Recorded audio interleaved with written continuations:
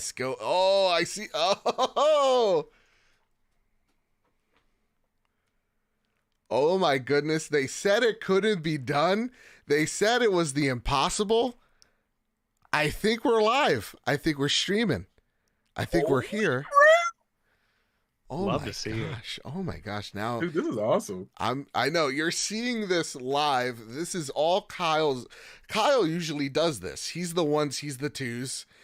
And honestly, this has already made me appreciate him so much more. And everything he does. Because holy crap, this is not in my wheelhouse in the slightest. So, hello everyone. Hey guys, how are you boys doing tonight? I'm gonna start with you, Baron. How are you feeling? You know what? I'm feeling good.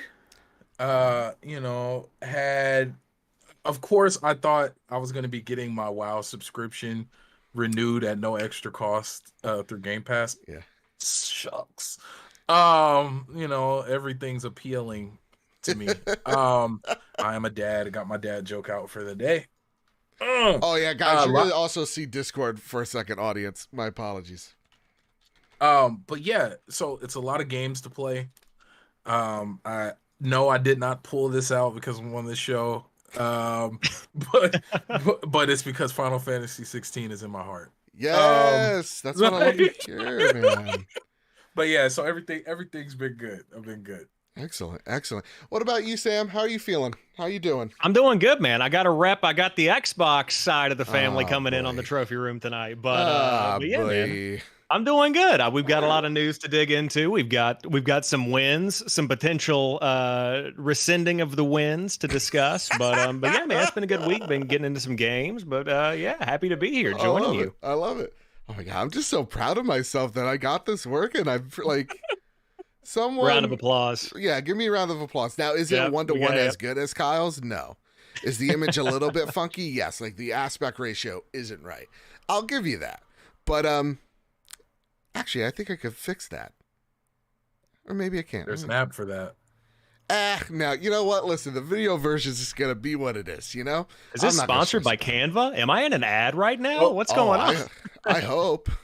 I love Canva. I would love for them to start paying me. Are you kidding me? I would love it so much. I gotta get Canva. It's solid. It's free. That's for starters. All right, boys. Now we're gonna we warmed up. We're here. I made sure the stream's working, and it is. Audience, if you're there, and it seems like you are, with over 20 folks in the chat from what I saw. Make sure you hit like, you hit that subscribe button, you hit that bell notification. Also, let me know if Baron and Sam sound good. If they don't, I'll fire them. I'll kick them out right now. No, I'll raise them up on Discord. Just we good? Yeah. I think we sound pretty good. You guys are getting paid? He mentioned payment. Are we getting? Yeah. Hey, wait. Patreon.com/PS Trophy Room. You can help pay me, and Kyle for all the lovely things we do.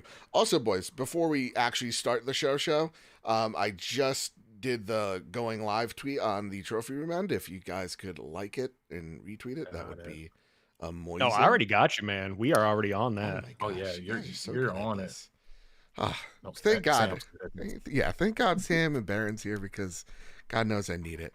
And then, you know what? I'm just going to wing the intro. I'm just going to wing it. You guys ready for this?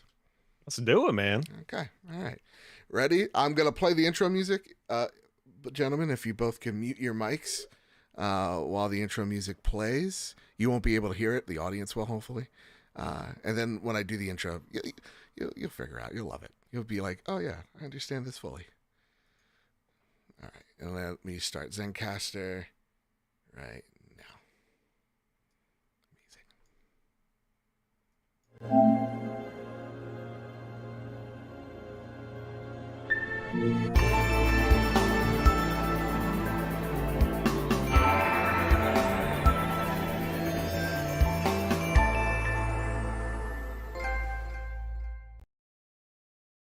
And oh wait, no longer. Greatness has arrived. Welcome to the Trophy Room, a PlayStation podcast made by the players for the players. I'm your host, Joseph, aka Mr. Badbit, and it is here where me and my best friend Kyle talk about the latest, the greatest in all things PlayStation. And by the way, it's episode 332. This week, we're finally talking about it.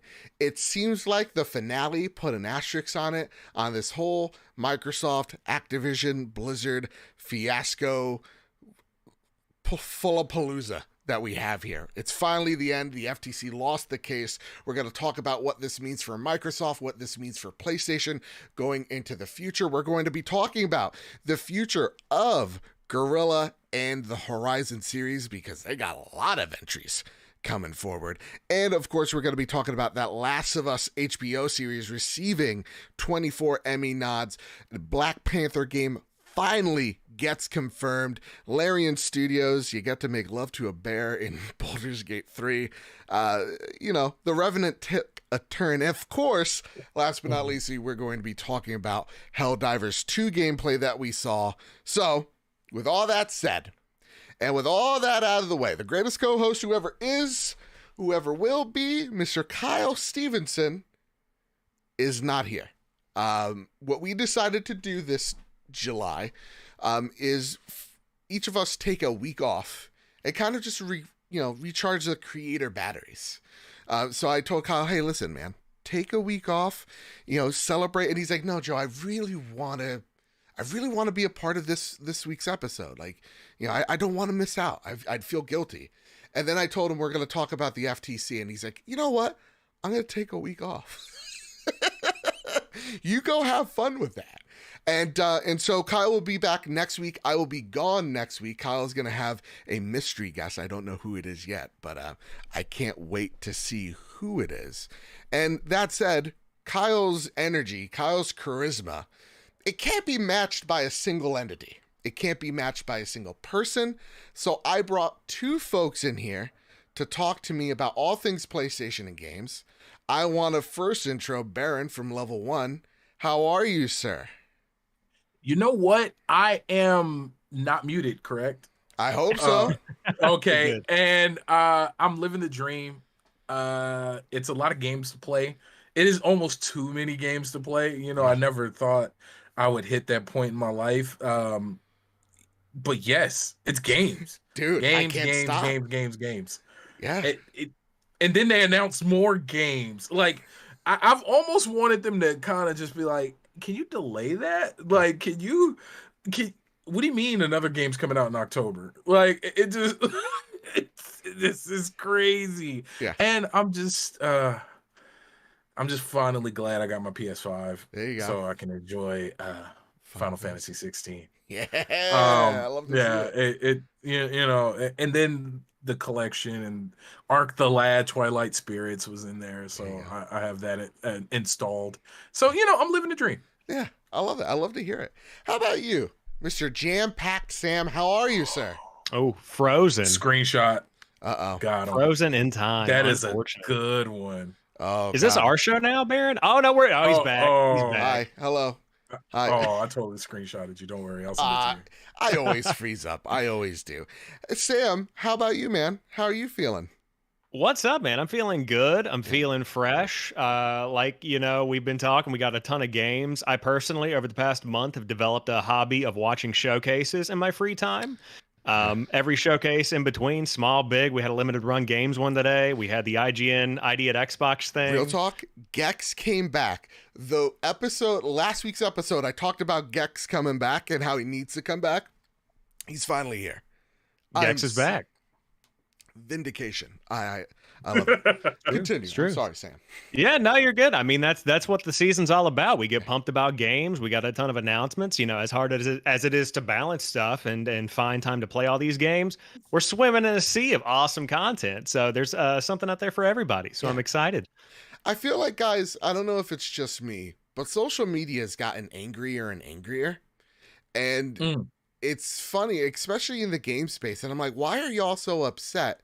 Because we're playing some of the best games ever. And just in a sea of great content. Like, there's so much to be played. Why are we like arguing with each other? I don't understand. From indie to AAA, like you have Remnant 2 around the corner, which is Dark Souls with guns, which some would say is a AA, almost AAA. You have everybody in love with Dave the Diver. Yeah. You have you got Baldur's Gate early access. Like if you wanted to, I don't know how far you can get to the, but we'll talk about it. Yeah, but there is, and that wasn't even close to I didn't name any AAA console game, I don't think. And when I just it's crazy. And we got Diablo, we got Final Fantasy 16. Starfield's in a few weeks. Lies of Peace, Spider-Man, like it's Star Wars Jedi Survivor. Like the list keeps going, man. It I just keep continues. Forgetting that game came out this year. And Dead Space remake is in there. I know it's not like a new game, but it's a new game, So like much. So much. Oh, Resident Evil 4, the remake. Right? Like, bro, that was this year. And we forget. Gentlemen, we are in July. We are in July right now. Oh my god. We haven't even hit holiday season releases. Not even. And speaking of Jedi Survivor, by the time this episode goes live, over at patreon.com/PS Trophy Room, where you get to support the show, and don't worry, we'll pimp that out in just a little bit. We actually have a awesome community run Road to Greatness where Kyle and I are joined by Jedi Master Ren and Katie to talk about all our thoughts and feelings on Jedi Survivor. The audio got a little wacky on our end, so we're just trying to reconfigure it to make it sound the best it could possibly be. So if you hear a little bit of echo in that episode, that's our bad. But it's a really stellar episode. It's going to be free for everyone this month to check out. And if you're not a patron, this is the best time to become a patron. So let's just get right into it before we start squaring up the news. That is our Patreon pitch. The reason why we look so great, sound so good. The reason why we're able to stream this each and every Wednesday night over at youtube.com/PS Trophy Room is because of your generosity over at patreon.com/PS Trophy Room. I want to thank our premium members, Todd Burowitz and Toxic. I want to thank our platinum members, Jay Shea, Jedi Master Ren, Cowboy Danger D, Jonas Young, the Green Guerrilla Gamer, Chaotic Monkey, the Millennial Falcon Gaming, Ryuko Kill 90, Stephen Flesh, Strubles and Bits, Bertos Maximus, Chris, Hybrid 748, Matt Valdez, Chris the Wizard. I want to thank our gold members, Cypher Primus, Doth Simon the Pie Man, Jesse Garcia, JB the Purple Monkey, Hide Indoors, Katie, Kevin Mitchell, Kevin Diaz, Marcus O'Neill, The Red Arrow, The Ageless Hermit, Androsasaur, Astronaut Jr., Winter Gamer, Robbie Bobby Miller, Brenton Zachary, Blanty Bob, Bubble Boy N7, Captain Logan, Final Fan XZ, Hambone, JD Dillinger, M9 Prime, Stone Cold, E.T., Tino 6-Speed, N. Johnson, Sean McKenzie, Rick Arrington, Spam and Bam, and Matthew King, Duh Overlord. Thank you all so much for your generosity over at patreon.com/PS Trophy Room. We could not do it without y'all. That was said, impressive, by the way.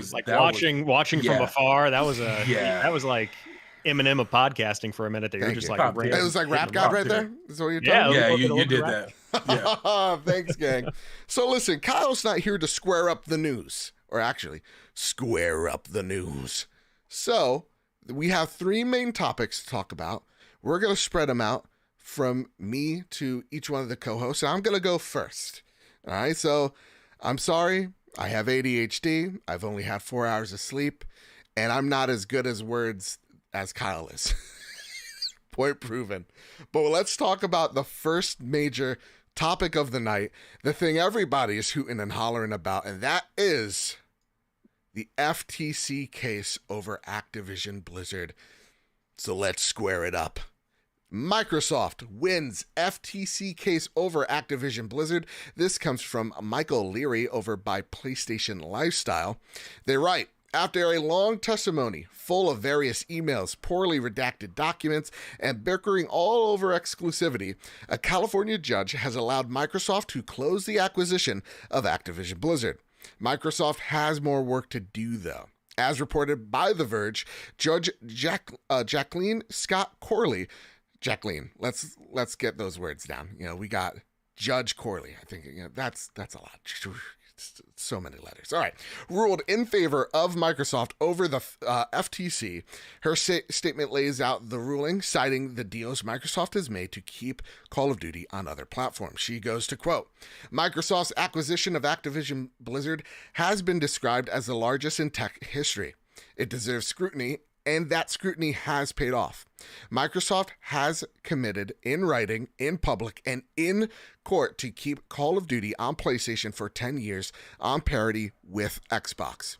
It made an agreement with Nintendo to bring Call of Duty to the Switch, and it entered several agreements to the first time to bring Activision's content to several cloud gaming services. This court responsibility in this case is narrow. It is to decide if, notwithstanding these current circumstances, the merger should be halted, perhaps even terminated, pending the resolution of the FTC administrative action. For the reasons explained, the court finds the FTC has not shown a likelihood that it will prevail on its claim this particular vertical merger in this specific industry substantially lessened competition. To the contrary, the record of evidence points to consumer access to Call of Duty to other Activision content. The motion for a injunction, therefore denied. I was nailing it before preliminary. Hot dang. Following Corley's ruling, the FTC and Microsoft has, as reported by The Verge, have agreed to halt their battle in order to negotiate and look at the CMA's concerns around cloud gaming. Smith even tweeted that Microsoft is looking into ways to alter the deal to appease the CMA. The CMA confirmed this to The Verge, noting that it is ready to consider the proposals from Microsoft to restructure the transaction in a way that would address the concerns set out in its final report. The CMA has to decide whether it goes forward, but it will likely be approved by the CAT, denied the CMA the ability to delay Microsoft's appeal of the decision regarding Activision's acquisition. That was a whole lot of me reading to get straight to the point. That is, the FTC, as it stands, has lost their case against Microsoft to purchase Activision Blizzard King. We've talked about this for a year and a half. You guys know my thoughts about it all. And the reason why I brought Sam and Baron here is because they're not particularly PlayStation voices. And that's why I respect them so much. Because if I'm only here to echo the same things you hear every other PlayStation creator say, it gets really boring. And so for me, I want to have some honest, constructive conversations with people that may not fully agree with what I got to say. I think that's where conversations are probably the funnest. So I'm going to go to you, Sam. How are you feeling as an Xbox fan, someone who covers Xbox, link down to the description to Sam's work, about this, this deal going through? How's it got you feeling as an Xbox fan? I mean, as an Xbox fan and as somebody who subs to Game Pass, let me preface it by saying I don't own a PlayStation 5. So, I don't even have a horse in that race. I know. I'm on the trophy room. I know. What did you do, Joe? Why'd you bring this man here?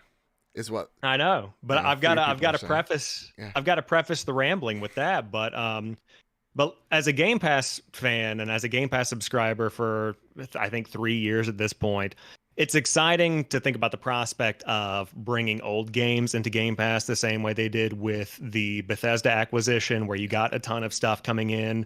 I think that one of the core documents said that wouldn't happen until 2025 for new Call of Duty games, but day one launches into Game Pass. I think that's exciting. And the idea of a new Diablo or potentially Diablo 4 even coming into Game Pass, the benefit that can bring to an already big player base. We see Game Pass really letting games thrive and already have a community on day one. So to see more people playing more games, I mean, that's what the thread of conversation has been from the Xbox camp from day one. They want more people getting in there, playing more of the games that are out there for them to enjoy. And I think that's really neat. So there are risks, you know, as with any big business, making big deals. Sure. And there are definitely concerns that warrant having these long, drawn out conversations for a year and a half. But from what we see right now and the promises and deals that are being signed, I'm excited. I mean, it seems like as an Xbox fan, you're happy that Xbox fought for your dollar. They earned your dollar even more so. Yeah. Is what I'm getting. Yeah. Right? I mean, I feel like Game Pass is already a great deal, you know, because I see Xbox where they're going right now. The console is just a means to an end. That's just how you get the content. Like they're delivering content on the subscription. And so the fact that they are obviously raising the price right now, it went up by $1 or $2, depending on what tier you've got. Yeah. But if you are raising that price, give me something that warrants that additional cost, even though it is just a little menial couple of bucks.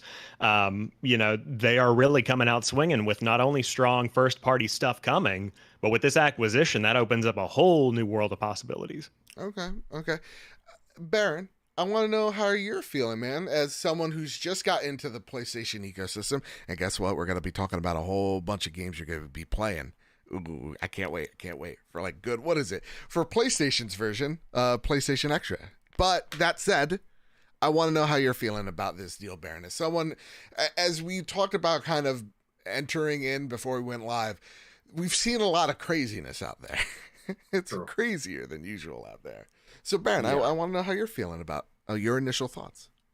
For me, I was very excited for this because now it's just another annual game that I won't have to pay full price for. Fair. As simple as that, like that's the super easy answer. But then I look at it as all the extras that are going to be a part of that. You know, you look at you got to think with Game Pass alone, and funny enough, even with the PlayStation Collection, a lot of the annual games make their way into these services. Yeah. And you know, and that's on both ends. And as somebody who just finally got into the collection and bought my year because it was like PlayStation Play Days, so I bought the year for like $80. I was like, oh, that's a steal. Like, let me get it. Well, it's just so trippy to, you know, with one service you have your FIFAs, your Maddens, your NBAs, your fighters, your UFCs. Hopefully we get some boxing games in the future. Let's go. You have your action adventure games. Like you're gonna get Starfield, NBA, Madden. Of course, the last FIFA is already in there.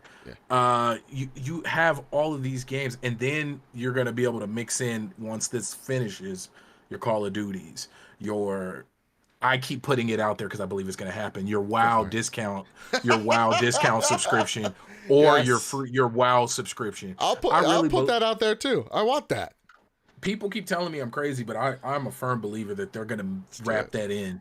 I think the way you phrased it, the discount subscription, like you don't want to disrupt a model that's working. Like I tweeted it out, don't break the money machine. Like it's been working for 20 years or whatever or more. Yeah, it can still happen with a discount, so I could see that happening. But continue. You're going. And that's what I'm saying. So it's just more and more added value. Now my ears went up when the price went up because the price seemed to have gone up for something they were already promising us. You know, the Bethesda deal was already done, and to now. I don't think they formally came out and paraded that, but for people to, you know, say, oh, we got Starfield coming, we got this coming, I was like, well, all of that was kind of already promised when ZeniMax was purchased. So don't boost the price now on things that you should have been delivered, especially when a lot of these games had, you know, already supposed to have come out. But long story short, this is just added value. And look at what we've seen with Ubisoft partnering with Game Pass. Look at what we saw with Riot partnering with Game Pass. All the bonus stuff you get for Valorant, all the bonus stuff you get for League, like it's a bunch of stuff. It's a lot of stuff. I mean, what is it, like a 20% experience boost in Valorant, like on your, like it's wild stuff. It's some wild stuff that people would like if they only played that game would pay a lot of money for it to have access to. And when you can get it for 16, 17, which in my opinion, especially with Netflix, I think we're going to get to $20 pretty soon. When I say pretty soon, at least 4 or 5 years, it'll be $20 because Netflix is already doing it. Mm-hmm. And they kind of set the trend when it comes to subscription prices. Like, I feel you, man. They really do. Yeah. Like they just proved to the world that, hey, people are willing to pay $20 to watch old TV shows. Like, yeah. But I'm excited. I'm excited. It's just more value. That's all I see. So I like how you guys are trying to walk me off the cliff, right? Because I'm looking down and it's seeming pretty tempting. Because I've always seen this deal as, again, PlayStation gamer, perception here. So, or my perspective here, is that I don't see this as a relatively good thing to cheer for. Like I just look at it simply as a mega conglomerate is buying up another mega conglomerate. And now there's just less out there. And for me, I always hear the argument of like, well, someone will make the Call of Duty killer. I'm like, well, when? It's been 25 plus years. It ain't going away anytime soon. So like my initial thought is like, I don't like this at just the broad scope of how I view most corporations out there very negatively. So to me, it's like, it just seems like you're eliminating a good chunk of the market and kind of hoarding it for yourself. I always say on the trophy room, it feels like you're buying my dollar rather than earning my dollar. At the same exact time, throughout this whole course of events over the last year and a half, I look at this going, well, as much as I don't like it, it doesn't mean it shouldn't happen. I think Microsoft did a really good job of showing the court and kind of everybody the how weak they are in the industry. So much so that I think some people don't believe it. Like they had to pay or they had to negotiate to keep Call of Duty on the Xbox platform at 80-20 split. Like that's wild. That now you kind of start to understand, oh, well, why doesn't like Square Enix make Xbox games? Well, if that's the split for the most popular game ever made or a series ever made, well, then think about your Final Fantasies, your if Kyle was here, he'd say Star Ocean. There you go.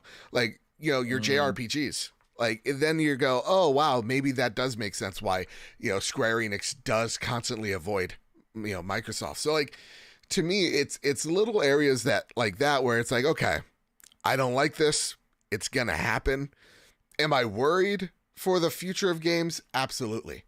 Because I think that this just invites PlayStation and other major tech conglomerates to come in here and gobble up more shit. So I'm looking at like Tencent. I'm taking a look at Amazon most of all. I'm looking at those type of companies coming into games and not, understanding it. So it's a lot of fear and emotion, but off just straight facts and what's laid out in front of us right here, right now. Yeah, as much as I don't like it, President has shown that this will happen, and this does happen. And I want to just mention before we get deeper into this, Sertonis7 writes in, hello, gents. Yippee-ki-yay! Question for the Sony Pony Express. Yeah. Now that Microsoft has won the case for buying Activision, can we at least admit that based on everything we learned during the trial, that quote-unquote Uncle Phil is not a quote-unquote real one, and that he quote-unquote only cares about good games? No hate on the man, but he's just a suit out to make money. But I literally had someone out here about a year ago saying that they were worried I was veering into what they said was quote-unquote hate speech. Sertonis, what are you doing? What were you saying? For saying that he was just out for money too. I'd just like to dispense with the notion that any of these folks, including Jimbo, really quote-unquote care about us. Thank you. It's been a minute since I wrote in, but you gents have been killing it every episode. Sertonis and I usually go back and forth because we usually don't see eye to eye, on some things, especially on Game Pass, but we see eye to eye here. And that is This notion that we have to stop, which is like Xbox is, like Uncle Phil's your friend because he'll go on an interview, he'll smile, he'll say the quiet thing out loud every now and again, that he's here fighting for you. He's a guy fighting for a shareholder. He's not here fighting for us. And same with Jimbo. He's just a suit and tie, and he's here fighting for his shareholders. He's not fighting for any of us. And it's something to really, I think, mention as this kind of conversation gets to be like Sony evil, Xbox good, or Xbox evil, PlayStation good. It's like, it's actually neither. We're actually just working in a gray area where I feel like we're all leaning towards one side or the other. But to say that one side is like inherently good or one inherently bad, I just think is silly. That said, DS618 writes, and this is an interesting one. What happens if PlayStation decides not to sign the 10-year deal? Baron, what happens if PlayStation doesn't, decides to say, I'd rather not? Oh, okay. Talk to me. Can I answer? Can I kind of go to the first one too? Oh, please. You could do whatever you want. Okay. I'll say this. At the end of the day, they are suits. Yeah. At the end of the day, this is a business. At the end of the day, they have shareholders they have to answer to, or at least an executive they got to answer to who has to answer to shareholders. Yeah. But I will say this. The feel matters. Yeah. Not the feel, but the feel matters. Like that matters. And it's easier for me to say it feels like Xbox is doing their best to create a well-rounded situation. And one that is a little more friendlier on my pockets. Yeah. And let me explain really quick why I feel the opposite for Sony. Oh, go for it. They went out and bought, and any chance anybody gives me any time I get a chance to do this, Sony went out and bought the one company that went out and bought all of dubbed anime. And they have yet to include it in their subscription service. Fair. Before I had my PS5, and I've said it, there's recordings of me saying it all the time, it would be a steal and a half to have PlayStation Plus, even without a PS5, if it included Crunchyroll. Right? Yeah. That one thing alone, and then knowing that we live in a world where if Sony said yes right now, Game Pass would be on PlayStation. Absolutely. This is why I say, regardless of the fact that they're all suits, it feels friendlier on the consumer pockets with Xbox. I think you make an interesting point there of like the feels matter. It's something that as a PlayStation fan, I get really aggravated with. And we've talked on DMs about this, but even just in the front-facing level, PlayStation, you don't see any of these execs talking to, the common folk. And I think that's where the feel really matters for me. Like, listen, Phil, again, at the end of the day, he's just a suit and tie. But you see him out there, whether, P3 on the Xbox dashboard, probably playing Destiny. You're seeing them answer, Twitter inquiries about what's going on, right? With the state of Xbox, whatever the case may be. They're actually engaging with the consumer. And PlayStation, it's more like, we'll talk to you on our terms. And whenever that is, it's whenever it is. But you don't see Jimbo making a tweet. You don't see Herman Hulse very seldomly. I think the only person that does is really Shuhei. And as a PlayStation fan, the one thing that we get aggravated with is like, celebrate this with us. Like, the PlayStation 5 for me is my favorite place to play. There's so many amazing games on here. How about just celebrate them with us rather than having these weird just PR beats, these blog posts? And I'll agree with you there, where I think that's where the feels matter to me. And as for, the question of like, well, will Sony, what happens if Sony doesn't take the deal? or sign a 10-year deal, I think it goes to show PlayStation's dominance as they haven't already signed it. Yeah. So I think that kind of speaks to where PlayStation's position is. Sam, I want to get your take on this. What if, Xbox goes out there, or sorry, PlayStation goes out there and says, we'd rather that. We'll pass on that 10-year deal. I mean, think the door's open? That I feel like it comes down to Microsoft reevaluating the approach. Once this is all closed, said and done, and they're like, all right, we've got Call of Duty. Sony hasn't signed this deal. Yeah. Do we need to release it on that platform right now to hit the mark that we have set before this acquisition started? Like, can we make enough money not putting it on PlayStation? If not, then we need to put it on PlayStation. Like, that's what it'll come down to. In another world where Phil's getting a little more bullish and then, Satya's getting a little more bullish, they could say, you didn't sign the deal, you're not getting the game. If you want to play Call of Duty, go to Switch or Xbox. And ultimately, like, public perception is going to be that's on Xbox, but that's on Sony. Like, if you want to play the game, literally and figuratively, and I mean, you got to play. Yeah, they put it in Sony's court as well.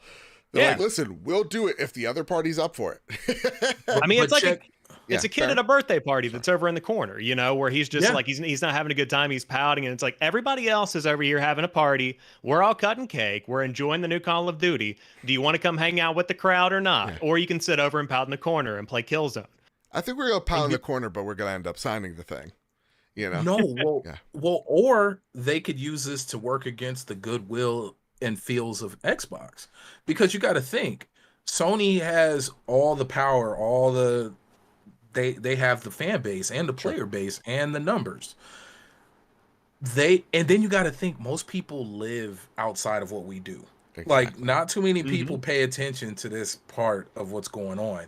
So when they see, when that kid who just convinced their mom to spend their next 2 Christmases on their PlayStation 5, when next year's Call of Duty comes out and they can't get it, they're not going to be like, oh, well, they didn't want to sign that 10-year deal. Yeah. They're just going to be like, well, why did Xbox do this? Or why is it? Or it could work the other way. It was like, why is it not on PlayStation? Well, it's on Xbox. Well, maybe. And that's where I think right now it's the power position. Xbox needs PlayStation. They've said it. They need Call of Duty on PlayStation. PlayStation needs Call of Duty on PlayStation. So it's like, okay, if Sony pulls this, well, they have the opportunity to hurt themselves in a really bad way, right? Like, you're missing out on a whole bunch of cash flow. All of a sudden, Call of Duty isn't exclusive. That will tear people away from your ecosystem. And on the other hand, if you're Xbox, well, how do I pay for this? Right. How do I pay for it? The audience is not there on where it needs, like the money. Like, they even talked about it when it came to Minecraft. Actually, a great comparison is like Minecraft is on Game Pass. And in the console space, it makes the most money. Minecraft makes the most money on PlayStation. So it's like, when we talk about it and we're like splitting hairs, it really is like it's not even like a bleep buttons right here, dick measuring contest. It's just them kind of playing the worst game of chicken at this point. That said, I kind of want to go into some updates. Okay. Update. The FTC is appealing the judge's ruling. This is such a hurdle for them to do. And again, the reason why I like talking about this is, I think, the final step. We probably will never talk about this again on the Trophy Room unless the appeal goes through. But it seems like that's such a large hurdle that they're just throwing a Hail Mary at this point. Again, that's what it's. I'm not a lawyer. That's what I've been seeing online from people who are lawyers. At least they say they've got their degree from DeVry. And we talk about, and I think this goes into the next question here, y'all. What's next for PlayStation? The future of PlayStation in an Activision-less world. What does PlayStation do, Sam? Because I'm scared just like Jim is right now. He's with his cats. They're in the corner. I think that right now, again, taking everything at its word of what's been said throughout this whole thing, sit back and play the games. Like Activision isn't gone. You're still getting stuff. It's not, nothing has been but not determined. even as a player. I'm saying, listen, let's put down the controllers. Let's put oh, you up want the corporate fists. view. Oh, I let's want pretend. the corporate. I want corporate Sam here on the case. You are Yeah. like, let's bring the what segment I thought was dead back from life, or back to life. Let's put ourselves in the shoes of Shuhei Yoshida. Because they say Jim Ryan runs the show. I don't believe that for a second. You don't believe that for a second. It's definitely Shu. So It's Shu all the way. our segment that I'm bringing back for the dead, just for this moment in time. Now, if I was Shu, we're in the perspective of Shuhei Yoshida. What do I do? Where do I go from if I'm PlayStation now? I mean, there are two different ways to go about it, and they're playing both sides, where you go after acquisitions. Bungie was massive. Like, that is a nice, calculated approach. And that's what I admire about PlayStation, because Xbox is just like, if you go to the store and you just take your hand and you just scrape everything in on the shelf into the cart, that's the Xbox approach. And you're going to have some turds in that cart. Yeah. But at the same time, PlayStation is over here like, these people match our values. They match what we're trying to bring to our audience. Bring them into the PlayStation family. Let them optimize for PlayStation 5 exclusively. Deliver on really good games. That's what PlayStation does really well. So keep that acquisition structure up. But beyond that, you keep investing in these original IP. You don't just acquire to have Destiny 2 under the hood. You acquire to have talented teams that can help you make whatever is next. Marathon, if we're keeping up with the Bungie thread. Once that's out the door, it is going to be a multi-platform game, but in the same way that Xbox is putting out games everywhere they can, make that money wherever people are willing to give it to you. So I think the PlayStation, not to go back to what I was saying before, but keep doing what you're doing. Invest in yourself and invest in people that match what you're bringing. I think that's what they need to do. Yeah, a lot of people, like, they talk about it like, okay, tit for tat, we got, like, Xbox bought Activision, so somehow somehow Sony's gonna conjure up money to buy EA, right? Like, that's not, I hate giving this man credit. I really do, because I hate his guts so much. But Luke Lord made a terrific point. It's like, what is PlayStation gonna do? Are they gonna keep, like, what are they gonna do with, games just like God of War, Horizon, Last of Us, Uncharted? It's like, man, Sony's truly doomed. It's like, no, we live in this, like, just because Xbox and Sony compete so closely together, they do more so than Nintendo, doesn't mean Nintendo's not a competitor to them. They are. They're just in a different sphere, and they own it so well. PlayStation makes the best single player games out there. Oh yeah. Right? It doesn't even come close. 100%. Yeah. And so what can PlayStation do? You don't necessarily need to do what everybody else is doing. You could just keep on making the games that people love. That's the reason why they keep coming to your console. They may not be the games that people play the most, but it's the reason why butts are in seats is because of your God of Wars, your Horizons, your Last of Us, your Uncharted's, right? Your Ghost of Tsushima's. And it's not like, and I want to fight this idea of like PlayStation's afraid to take risks. I get it. Games are really expensive to make, but you saw them take a bet on a samurai game made from a Western studio that is a love note to Kurosawa. Like, and the game sold terrifically. There's a game about a chick fighting 40-foot, robot monsters, and it sold terrifically. Right? We're going to talk about it more in a sec. So, like, to me, this idea that the only way PlayStation competes is if they buy Capcom or they buy Square Enix. I don't think they have to do that. But, Sam, I'm going to be real with you. I think that's what we're going to start seeing PlayStation do. I would like them. They'll buy Square. Yeah, I would like them to keep up with what they do, because that's the way I like my acquisitions is, hey, let's pick up teams, infuse them with our culture, and then, or foster those teams and then acquire them. Right. That's what I want to see. When I see acquisitions that Xbox have been doing, it's like, all right, Bethesda, I can give you that, but Activision, I don't see it. Right. For me, I see Housemarque, right? I saw Insomniac. Like, those acquisitions made sense. I want to see those, but I think Sony sees the writing on the wall where they have to think now defensively. And so I definitely see Sony, if I'm PlayStation, if I'm Shu, doing some defensive kind of investments, right? So I'm going out there and I'm just throwing some change at people to keep them in line with what we do, and to keep them in lockstep of what we do. That's what I'm doing. And if it has to be, we're locking down a publisher, it may have to be that, but I don't want to see that. What about you, Baron? If you're Shuhei Yoshida, you're the man behind the desk, what are you doing? The first thing I do is shore up what we already have. Yeah. You already have the PlayStation collection. Add more value to it. Yeah. Why isn't Spider-Man movies and other Sony movies included? You really want these movies in here? You really want? No. It's not that I want it. Yeah. Because I already have access to it. You know what I mean? It's a matter of shoring up. And what was that PlayStation TV service they had years ago? Oh, literally PlayStation TV. Yeah.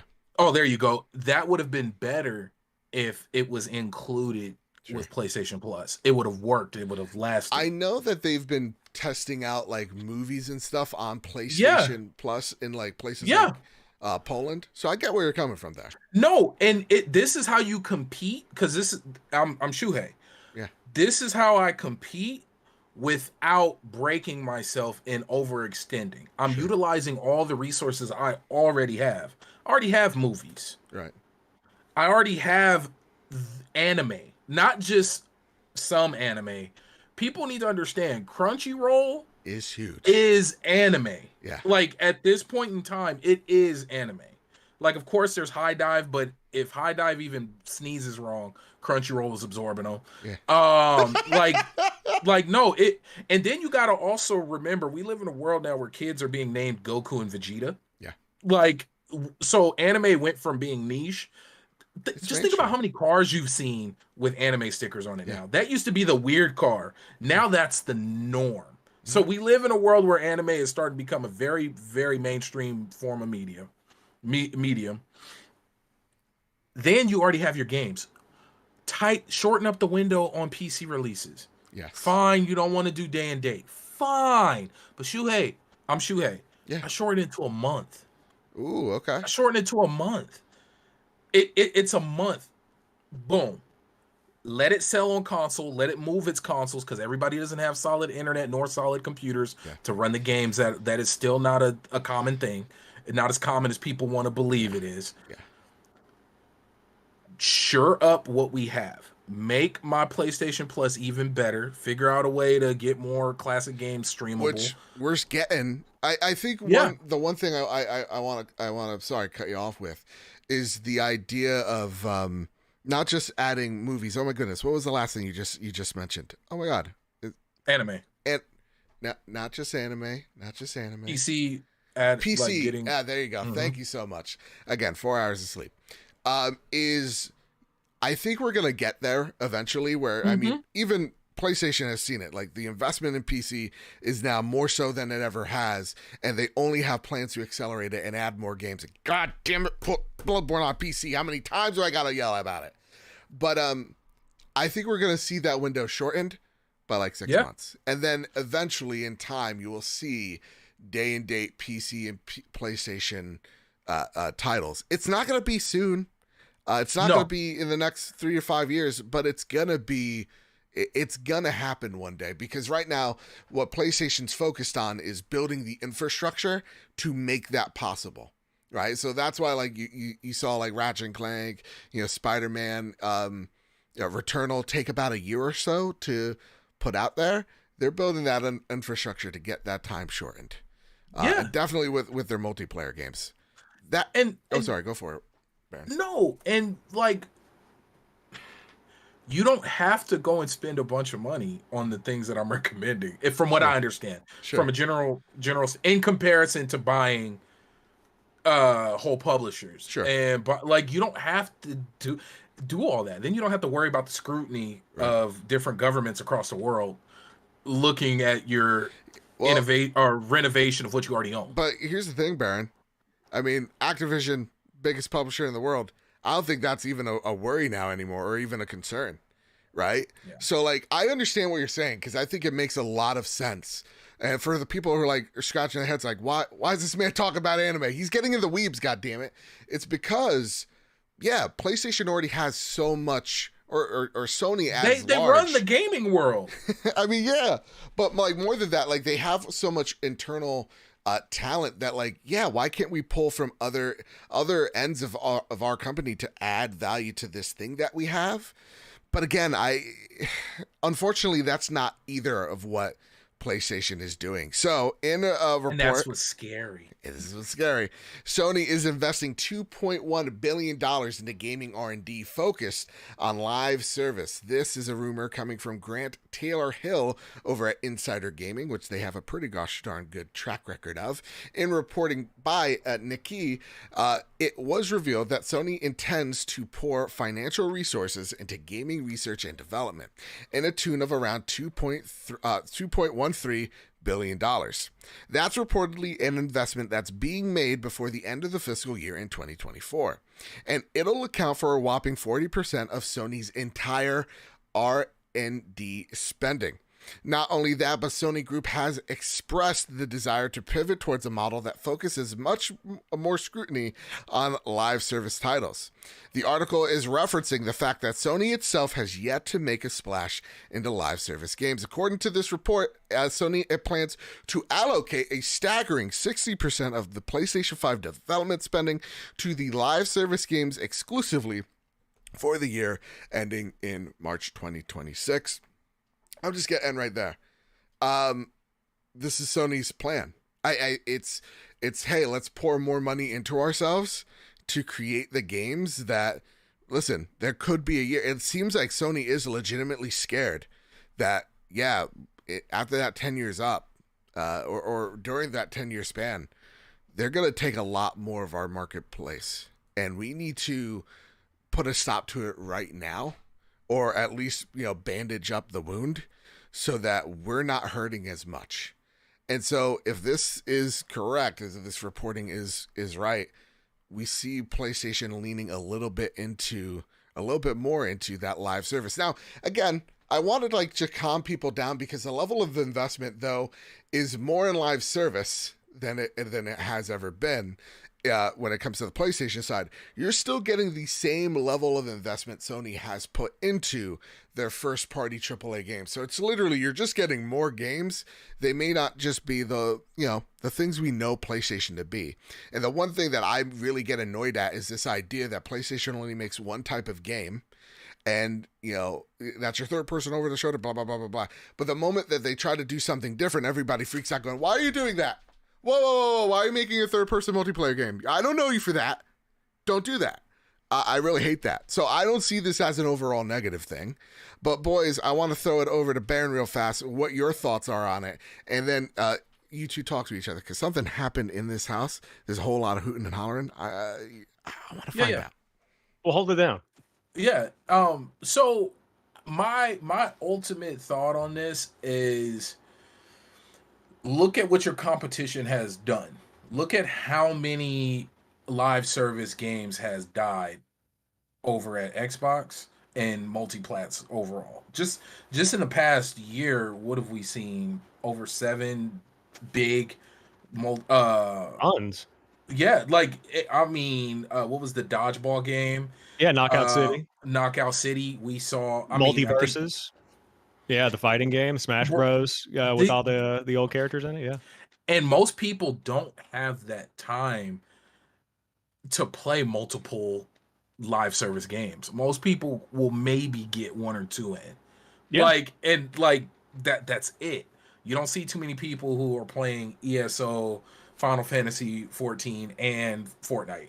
It just, these things don't. That's not a norm. So my only worry is, especially knowing that, because of due to poor highlighting, we've seen how much it costs to make specific games. Sure. Yeah, due to some Sharpies. Yeah.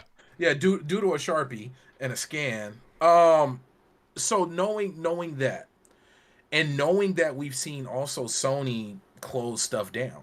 whether it be developers, whether it be teams, whether it be games. Like, we've seen these things happen as of recent. To see that company now say that they want to jump in and create a lot more live service games, ones that they've historically known to either kill or not give a lot of umph behind. Right. Rest in peace, the Predator game.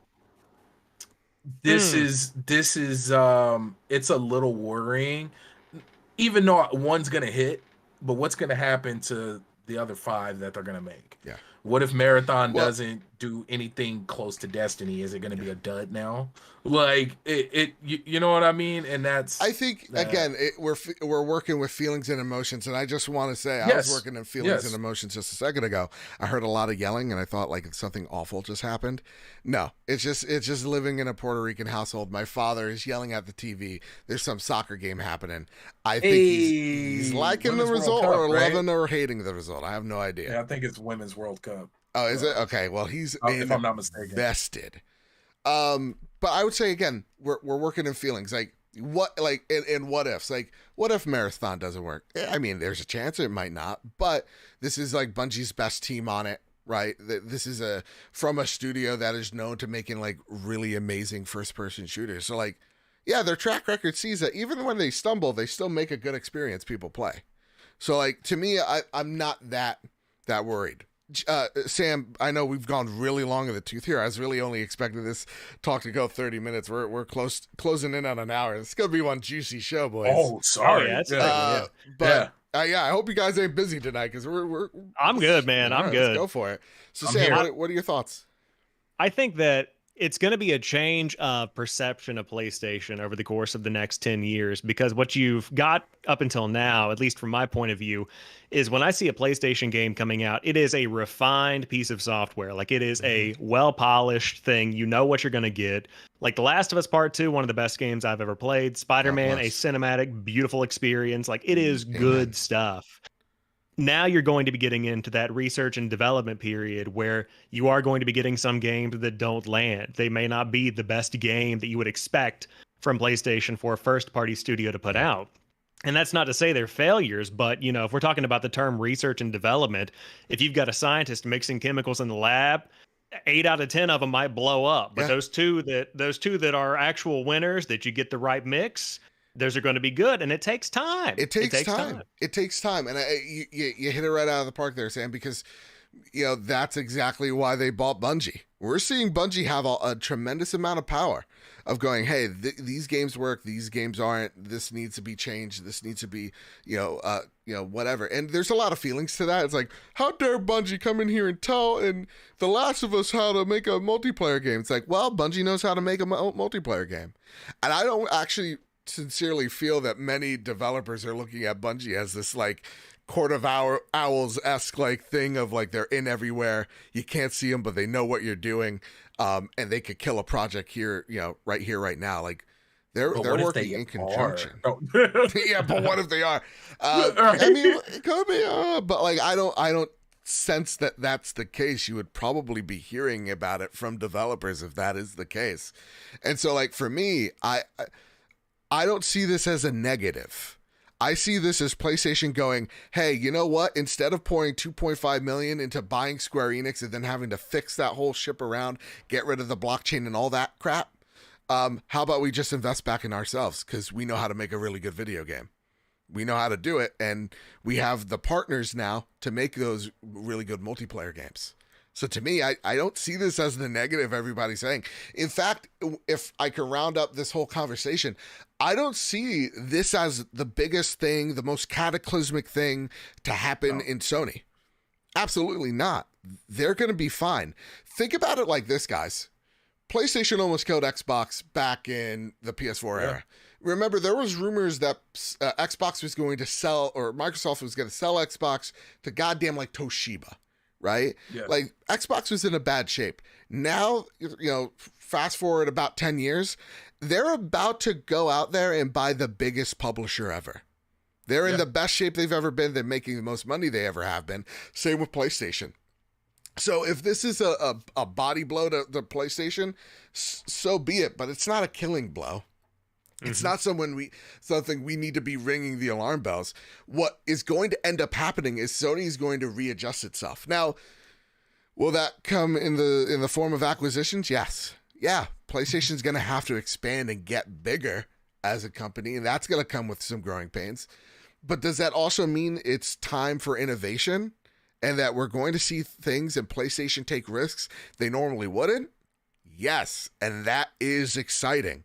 You're going to see PlayStation go, hey, what does a PlayStation live service game look like? Just like PlayStation asked themselves a few years back of, what does Xbox Live look like at the PlayStation version? Then they made PlayStation Plus, and it is a fantastic service. So I take a look at what PlayStation has done so far and where they're going is like, they're not, we think that they're not as agile as they actually are. I think PlayStation's in good shape, and honestly, again, as troubling as this news is, for me, I don't like it.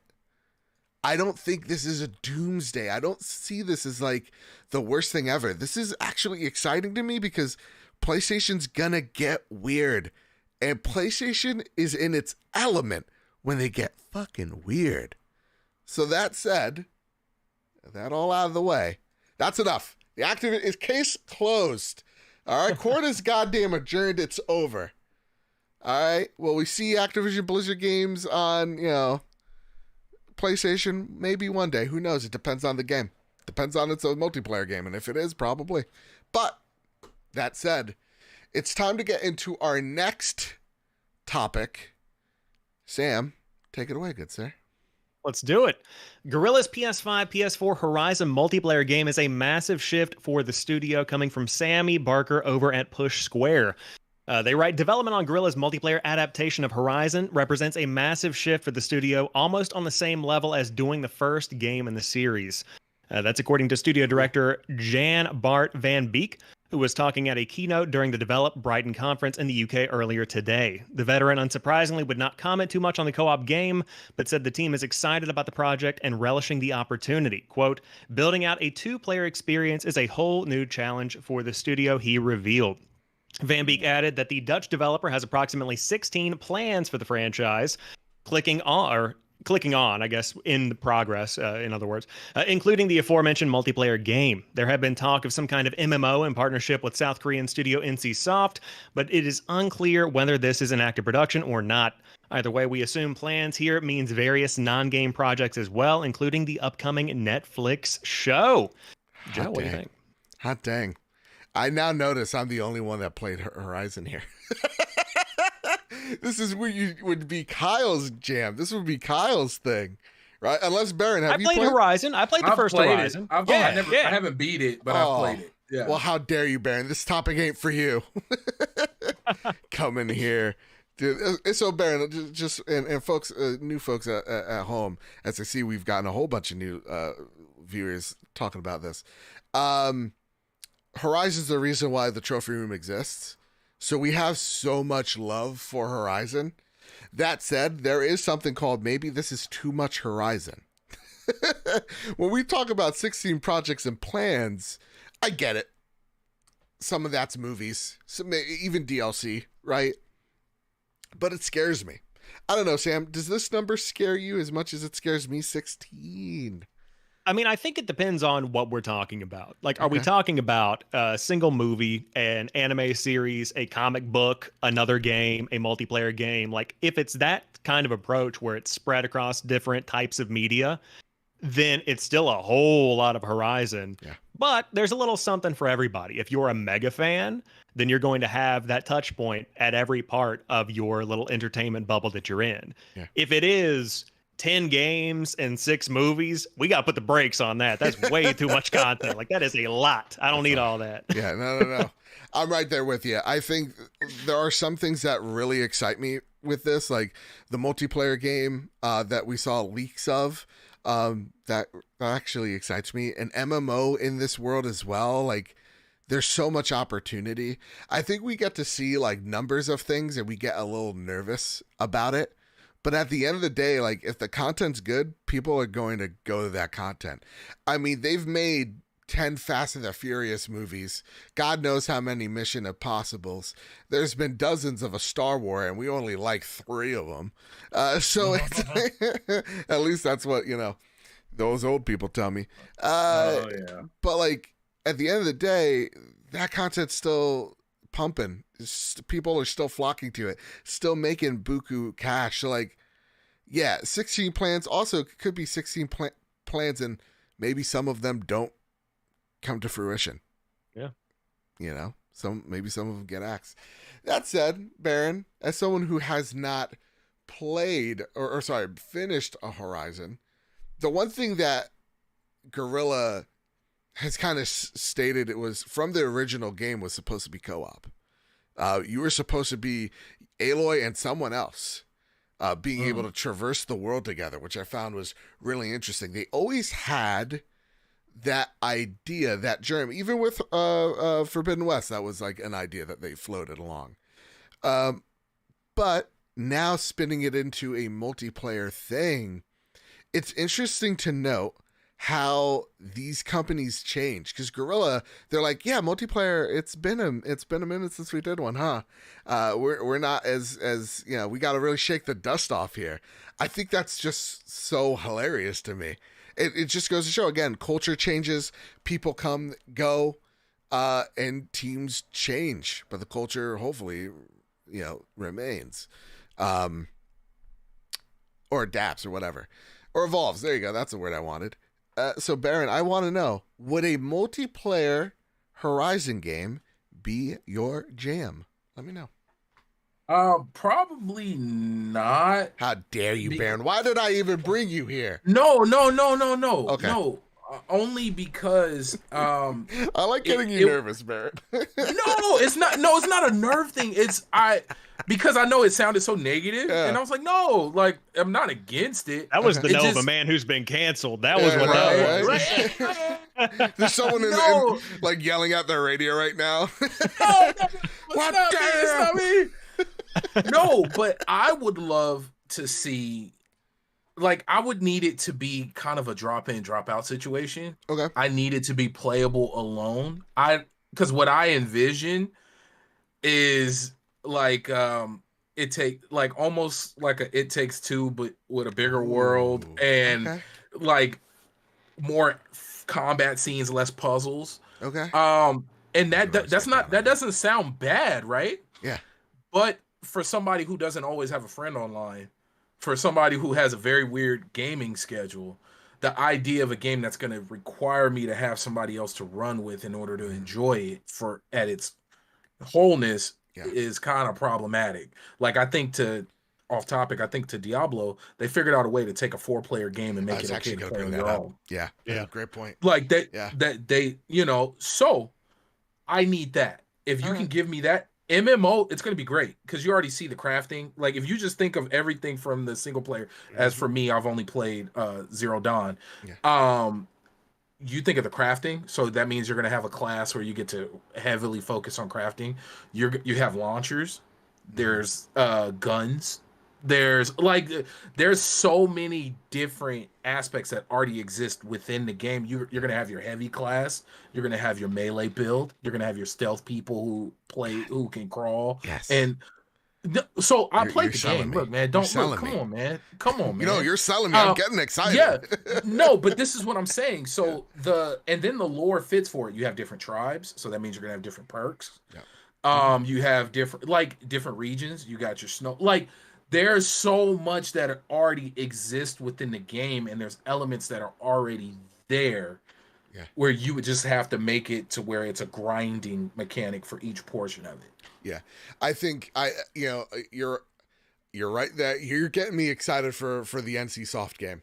I'm already in, but like that, and the way that Guild Wars work, which is the game that NC Soft's famous for making, is it wasn't so much about classes, but it was about the weapons you made then altered your class. It kind of dictated.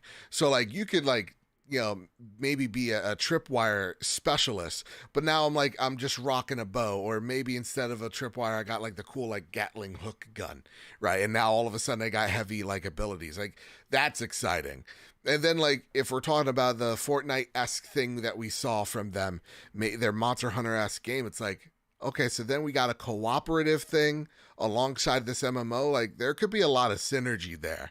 That and speaking to another audience that may not actually like that MMO, or may not have known that this is a single player game to begin with, and then dive into those things. So like it gives players kind of choice to discover more of this world, and I'm all in on it. That said, yeah, 16 things scare me, but again, numbers are always going to scare people. If we don't know what are behind, what's behind that decimal point, it's always going to kind of freak people out. That's what I've always kind of noticed. Where's my Terminator style Horizon hunting arcade game? Like where's you they already got the games with the giant guns, like old Terminator style. The thing's huge. Yeah. Just flip that bad boy up and put a string on him and let's just go to work with a bow. Honestly. like that would be I know the arcade is on its last legs, but VR. I mean, they released a House of the Dead remake. If a House of the Dead remake can happen, you can make a light gun game work. Yeah, and then port it and use it on Xbox with Kinect. Anyways. I mean, listen, they've made it. How dare you, boys? How dare you? I feel outnumbered. But I mean, they made it work in VR, so just get weird with it. Just experiment. Yeah, have fun. You got 16. That's a big number. All right, boys. Baron, let's take away the last major news of the night. Go for it, my friend. The Last of Us has received 24 Emmy nominations. And this comes from Tom Ivan over at VGC. Yes, round of applause. The Last of Us has received 24 nominations for the 75th Emmy Awards. That's just 3 short of the front runner for this year's ceremony, fellow HBO show Succession. Dude, you typing and you're blocking the word. Okay. I do this all the time. I was like, it's up for 27 awards for its 4th and final season, having previously won 13 Emmys. Oh, shit. The Last of Us comes in ahead of The White Lotus, which received 23 nominations, and Ted Lasso, which is up for 21 prizes. Nominations for The Last of Us include Outstanding Drama Series, Outstanding Lead Actor in a Drama Series for Pedro Pascal as Joel, and Outstanding Lead Actress in a Drama Series, Bella Ramsey as Ellie. Among the nominations it received in the Outstanding Guest Actor in the Drama Series category were Murray Bartlett as Frank and Nick Offerman as Bill, in the well-received 3rd episode of Season 1, Long Time. The Emmy Awards is scheduled to take place on September 18th, 2023. Now, I haven't watched the Emmys since I was a child. I probably never will. I'll enjoy them on Twitter and such. I just wanted, this maybe should have been flash news. I just wanted to note, if you respect the source material of a thing, whatever it is, a book, a show, a movie, you translate it into a different medium, even if you deviate, as long as you respect the core of what makes that thing a thing, it can transcend and be great. Now, listen, you both are more Xbox centric. I will just want to now throw just a little bit of shade. Just a little bit of shade. This guy. I can't help myself. All right, listen. Does it have anything to do with these statues back here? Or maybe don't you talk about my Mass Effect show? Oh no, Mass Effect show will live. The Master Chief show may die. No, he turned into Commander Shepard. He did, didn't he? So I want to know, boys, how did you feel when he took off that goddamn helmet in the first episode, 40 minutes in? Took off the helmet. What about everything else? How about everything else later on in the season? That's true. I forgot about that. Yeah, I unfortunately I never will be able to. As a hardcore Halo guy, the TV show, it was bookended by really good action scenes. Sure. And then everything in the middle of it is a fever dream of CW level television that I will never be able to get back. That time is gone, and I will never redeem it.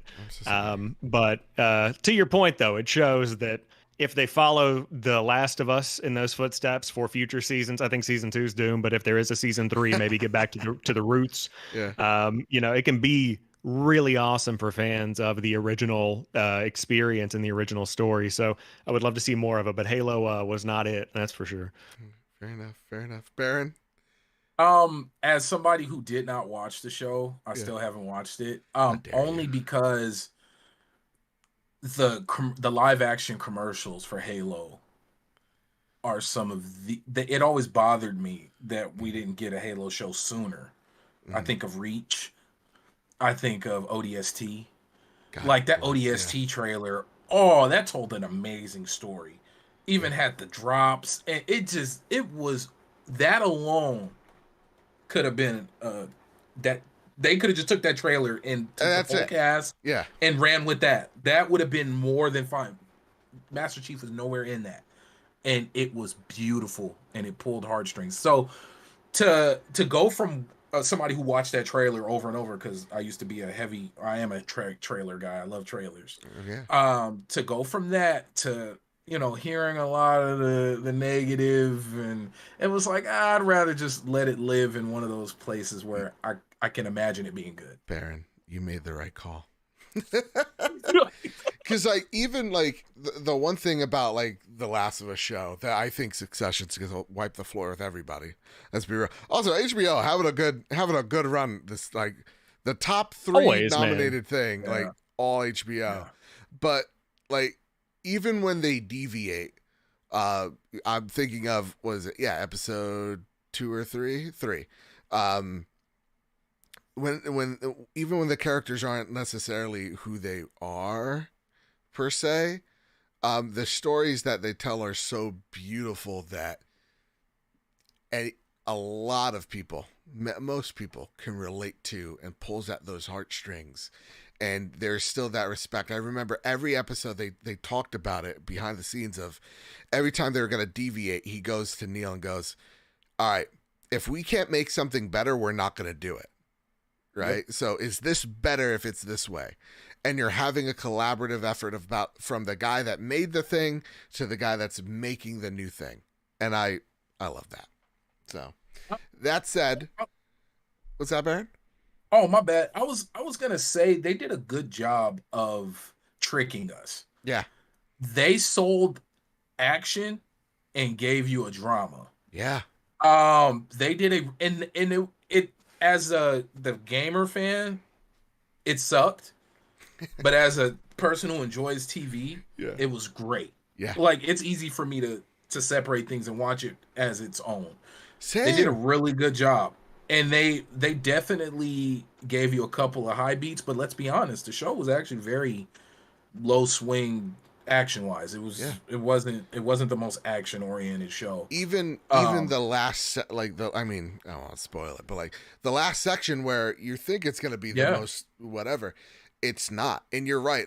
They tricked you in the best way, because if it was the high octane every a show can't move like a game where you have to move your hands every 5 seconds, 10 seconds to be engaged with that thing.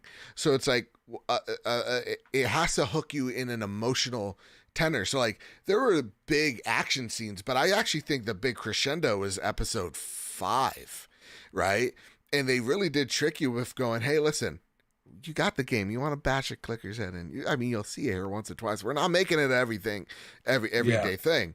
We're gonna sell you with these emotional connections that are just going to hook you into the story and hook you into these characters differently than the game was, and at the same exact time tether it to the game. It's I don't know, Craig Mazin and the team over there. They wrote something really special, and I just love to see it get the flowers it so desperately deserves. And just to wrap this up, one more thing. I will tell you both, I have cried in the past 2 years or 3 years one time. I'm not even lying to you. One time. And it is at the end of the Bill and Frank episode. Yes. Like, that is the best television I have watched in years. It deserves every little bit of praise that it gets. Cannot recommend it enough. If you haven't checked it out, you are missing out. It is so good. Yeah. I was upset at that episode at first, and then I watched it a second time. Like, oh, now feelings came back. All right. Oh my gosh, dude. And then I got really teary-eyed. Yeah. All right, boys. It's time for some flash news. Gotta run fast, gotta go fast. Usually Kyle's here and he's running with me. Oh my God, we're out of breath. EA announces a Black Panther game from some of the developers behind the Middle-earth Shadow of Mordor. This comes from Wesley Yin-Poole over at IGN. The single-player action-adventure game based in Marvel's Black Panther is in development at the Seattle-based EA studio called Cliffhanger Games, in partnership with Marvel Games. The project is led by Kevin Stevens, who is Monolith Productions studio head during the development of Shadow of Mordor franchise. EA said others who have worked on Middle-earth Shadow of Mordor, along with veterans of Halo, God of War, and Call of Duty, are already a part of the studio.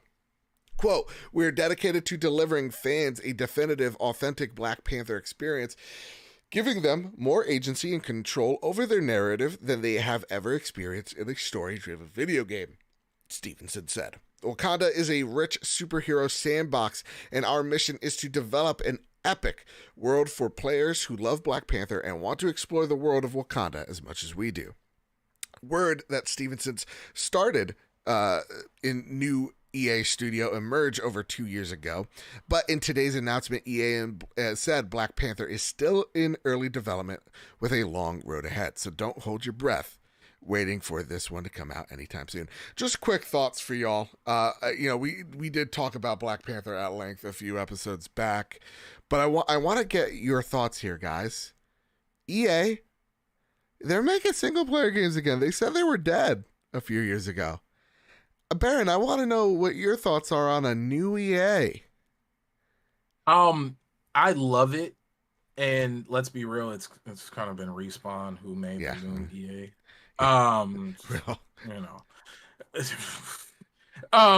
We're with you. Say it loud and proud, my man.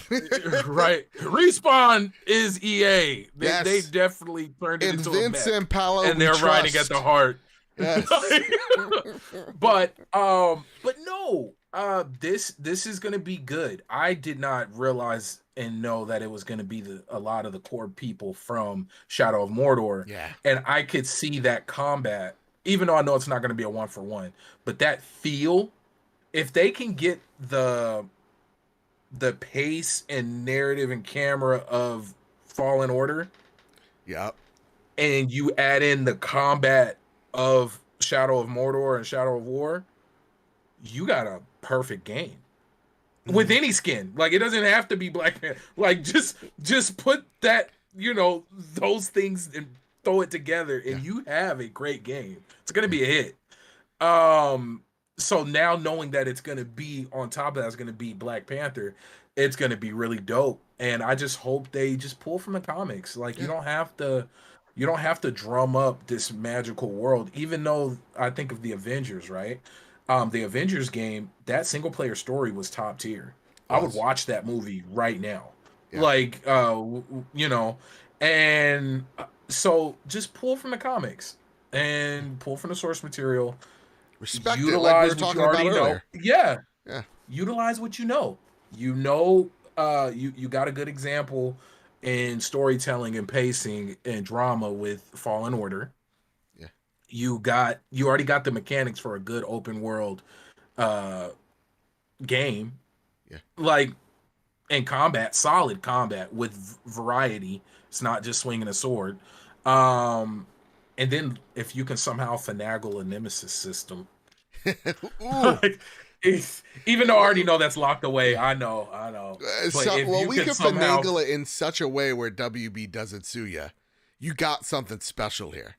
Something truly special. Sam, how are you feeling about a Black Panther game, but more so even just EA making single player games again, and really just kind of changing our perception of EA? They used to be evil EA, and now somehow, some way, You know, we don't vote them the worst company of the year this year. No, I mean they're making a big comeback. They went from being the people that charged individually for online multiplayer and used games with the little vouchers that were in boxes for like Battlefield 3. Now we're coming back.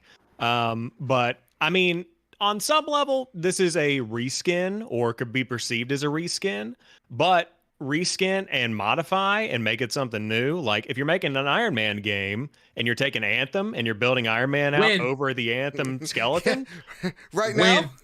Yeah, literally. That's why it's happening. Like they're doing that. Yeah. But like, can we play now? Yeah, no, that's a win, like a dub. Yeah. Oh, you're talking win. I thought you said win. Yeah, no, I'm talking about that's an automatic gold mine. Literally. Well, you were like, when can you play it now? Literally, go buy a $5 copy of Anthem and you're basically playing it. But like an Iron Man game. Is that what? I said rip. Yeah, honestly, yeah. But the Iron Man game, shaping to do that. If you're reskinning Shadow of Mordor, Shadow of War, and I say reskin using it loosely with the team that you're rebuilding it with. If you bring in combat, because I think of Shadow of Mordor, I think about that almost like, I know it's a trope, but Batman Arkham style combat, where it feels smooth, feels fluid. You feel the punches, and you can feel that impact. I think that when you make something that feels good, it's going to end up being a good game. I mean, the lore, the stories are there. You just got to make a good feeling game, and they've already got it. It's there. And I think they're putting together something. Dare I say, they're assembling. You see what I did there? A team that could pull it off. I'm really pumped to see it. Really pumped. All right, let's get into something weird. Are you ready, guys? Have you seen this? Have you heard about this? I wish I didn't. Larian Studios gets TikTok banned for bear form druid sex scene in Baldur's Gate 3. Goddamn, Kyle Adams from Push Square writes, I really wish I didn't have to read. Oh man. All right, you might be surprised. No, I got it. You might be surprised to learn that Baldur's Gate 3 is some kind of game in which you can have sexual relations with a druid shape-shifted in animal form, specifically into that of a bear, grizzly to our discerning eye. You shouldn't be, though, considering Commander Shepard's own enormous adventures, or I can't say that word. A decade earlier, BioWare has explored the kinds of inter-party hanky-panky in Baldur's Gate that would go on to cause such a stir once fully realized in the later Mass Effect series. I forgot they actually did. Yeah, they pioneered Baldur's Gate. That said, guys, I saw the Baldur's Gate stream. We all saw that infamous clip of let me just everybody turn on some romantic music. Let me play you a tune. We see a man laying down nude, tasteful nude. We don't see anything.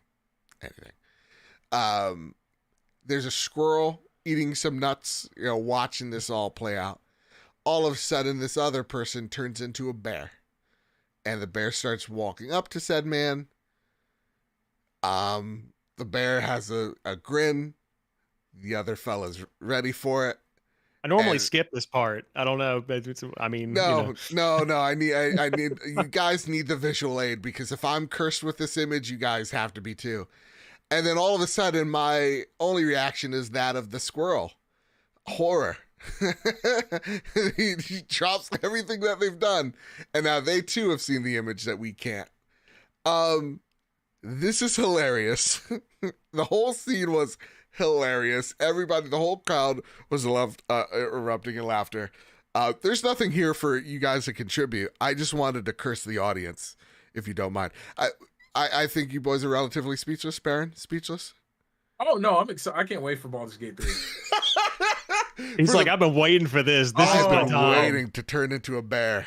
For some is time. It in VR is the only question. Is it ready for VR? Hey man, when they tell you can do anything, you see that mountain over there? No. You can that mountain. It just works. No. It just works. It just works. Yeah. So there you go. Be cursed as well as I am. And then just something I want to just, tip of the hat to. Naughty Dog co-president Evan Wells announces his retirement. This comes from Liam Croft over at Push Square. Naughty Dog co-president Evan Wells has announced he will be retiring from development after 25 years. Confirmed in a statement, he leaves Neil Druckmann as the sole president of the company alongside studio leadership, who Wells believes, quote, steer the studio into a successful future. He'll leave Naughty Dog at the end of this year. Quote, I've been personally making games for over 30 years, and Naughty Dog has been my home for over half of my life, he writes. I've seen the studio grow from a higher number of 14, me, during the Crash 3 days of 1998 to over 400 dogs today. Every major life milestone I can track with a Naughty Dog project. I met my wife during Crash Team Racing. We took our honeymoon after shipping Jak 2. We had our first child E3 week when we announced Uncharted Drake's Fortune, and our second child was born right in the thick of development on The Last of Us. Wills goes on to state that while it will be hard for him to see current Naughty Dog projects through to completion, he believes the developer, quote, has never had a stronger team in place to ensure that we deliver them in a way that will set industry standards and exceed all expectations, unquote. The first credited as a lead tester on Sega's Mega Drive's Toe Jam and Earl and Panic in Funkotron, Wells quickly joined Naughty Dog and worked on a vast array of titles. He helped on the Gex. There you go. Love you, Gex. Full circle. And Gex Enter the Gecko before moving on to the Jak and Daxter series. So best of luck, Evan, to you. Have a happy retirement. Have fun out there. Enjoy yourself. It seems like you've deserved it. All right, guys. Now on to one of our favorite segments called What You've Been Playing. But scratch that.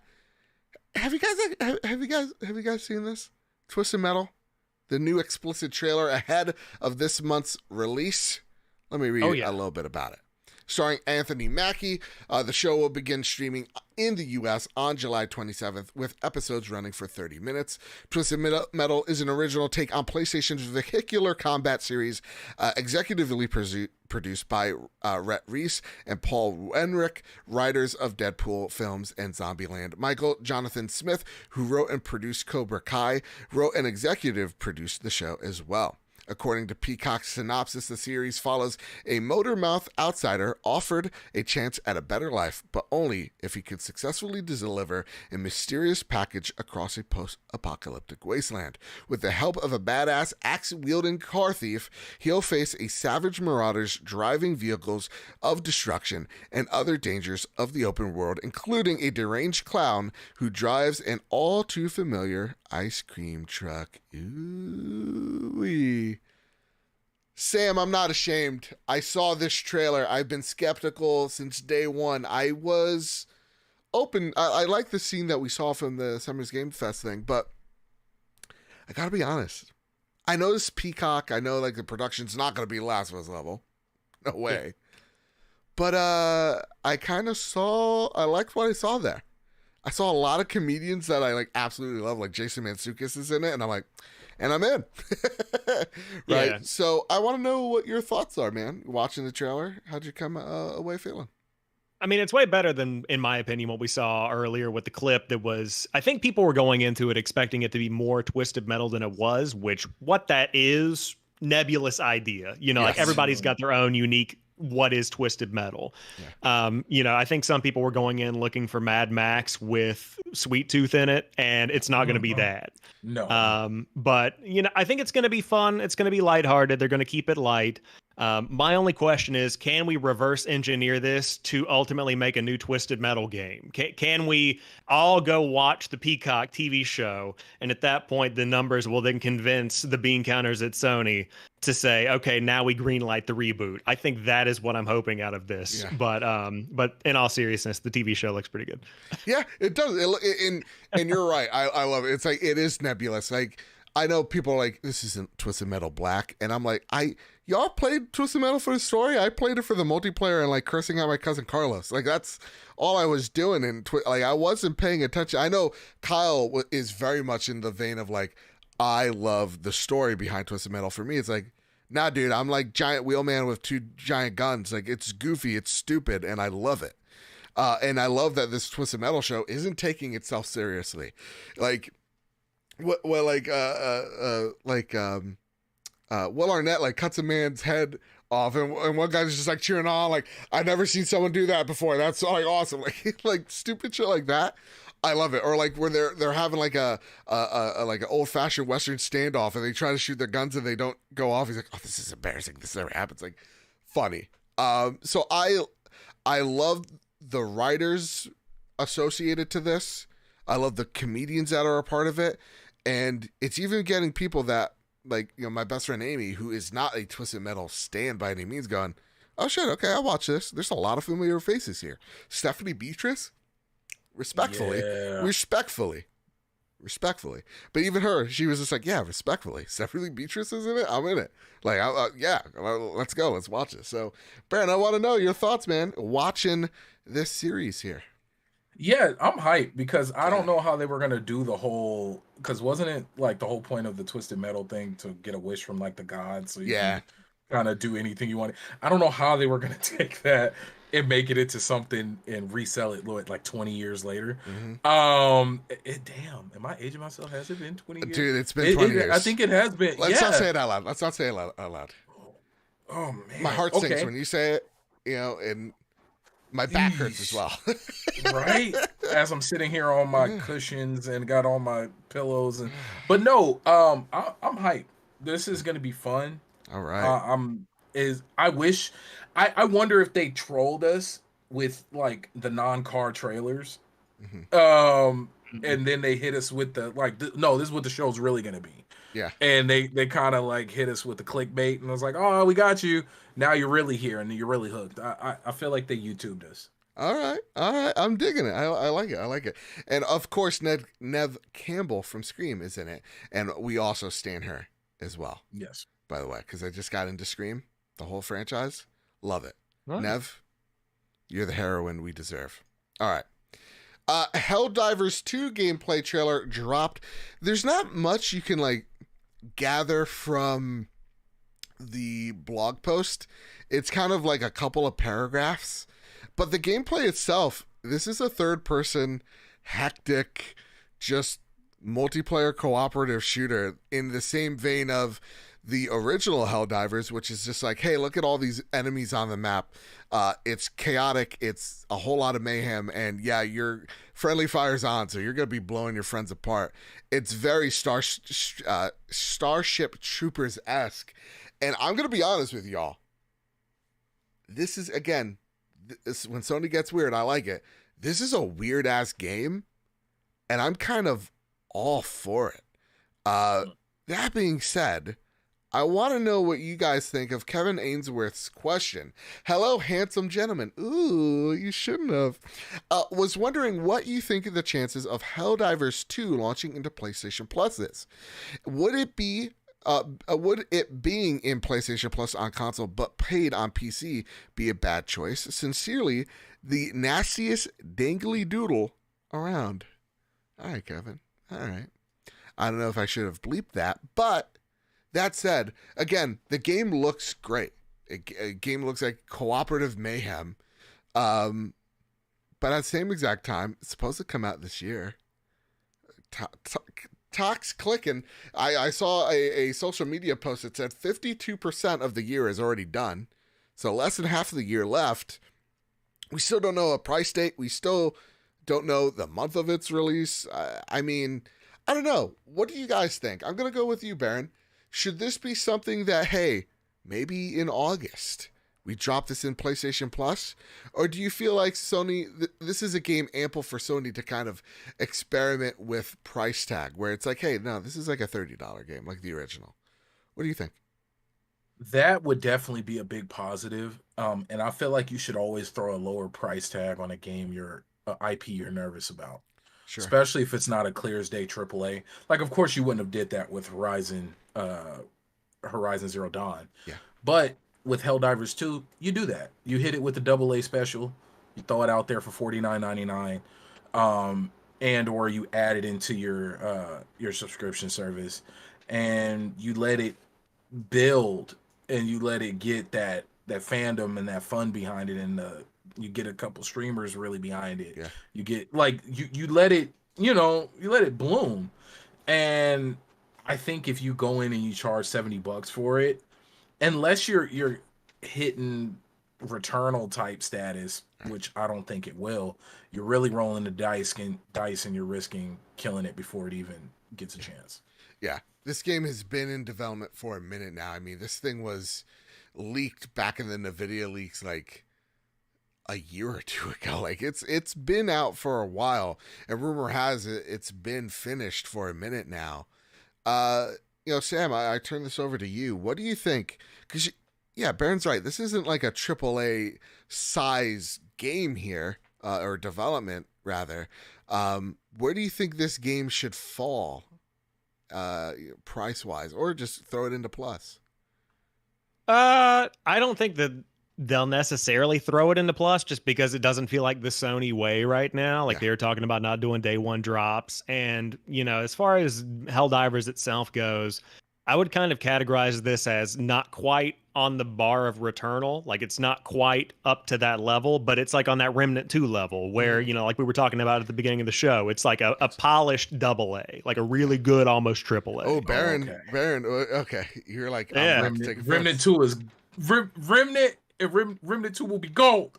Yeah, no, I agree. I'm with you there. And so I feel like Helldivers 2 is like taking that same energy to where when I saw this during the showcase, or, the official name, whatever they call them, when I saw this, I was like, that could be a system seller for me. That's one that I want to play when I get a PS5. And so I feel like price point, I could see this. I feel like 40 is right on the money with where this needs to be.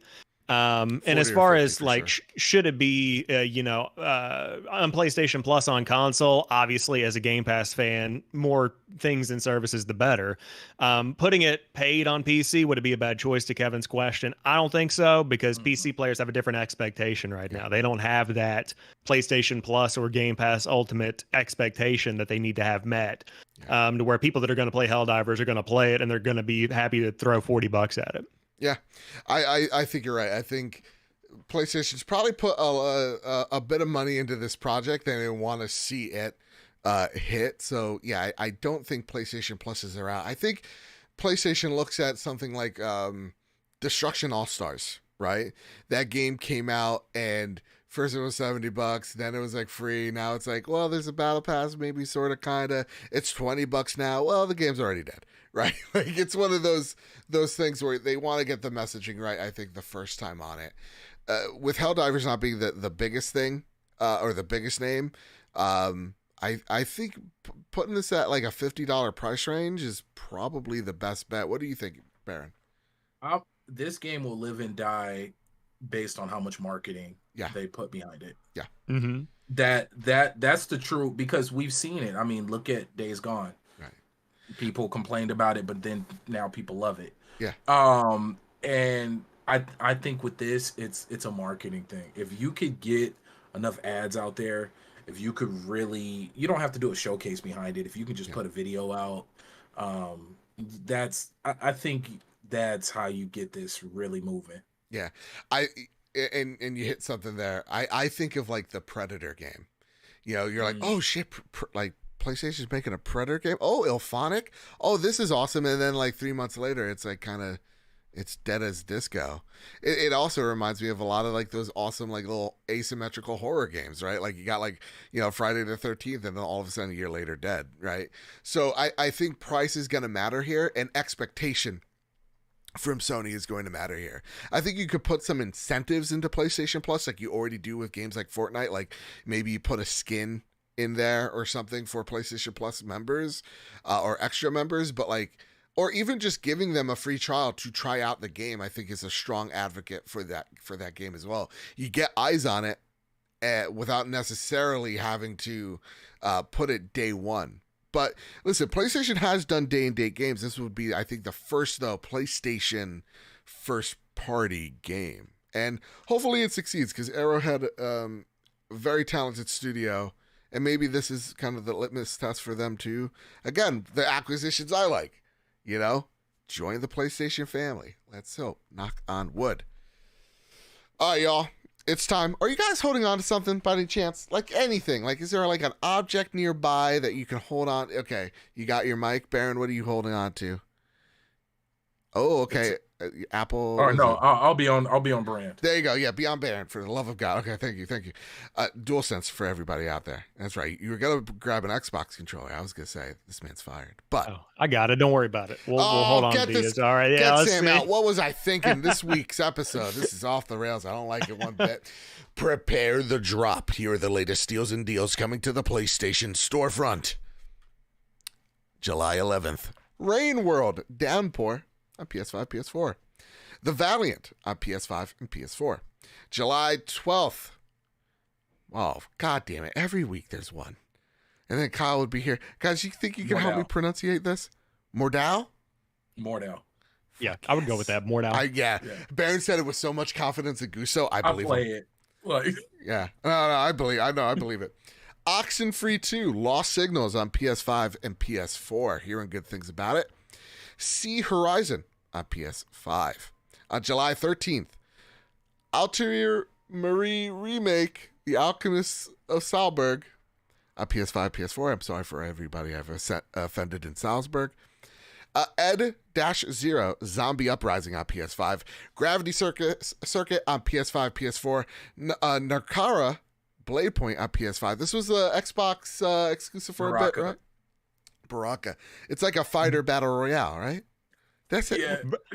Baraka is the Mortal Kombat guy. Yeah, Naraka this Blade is Point. Naraka.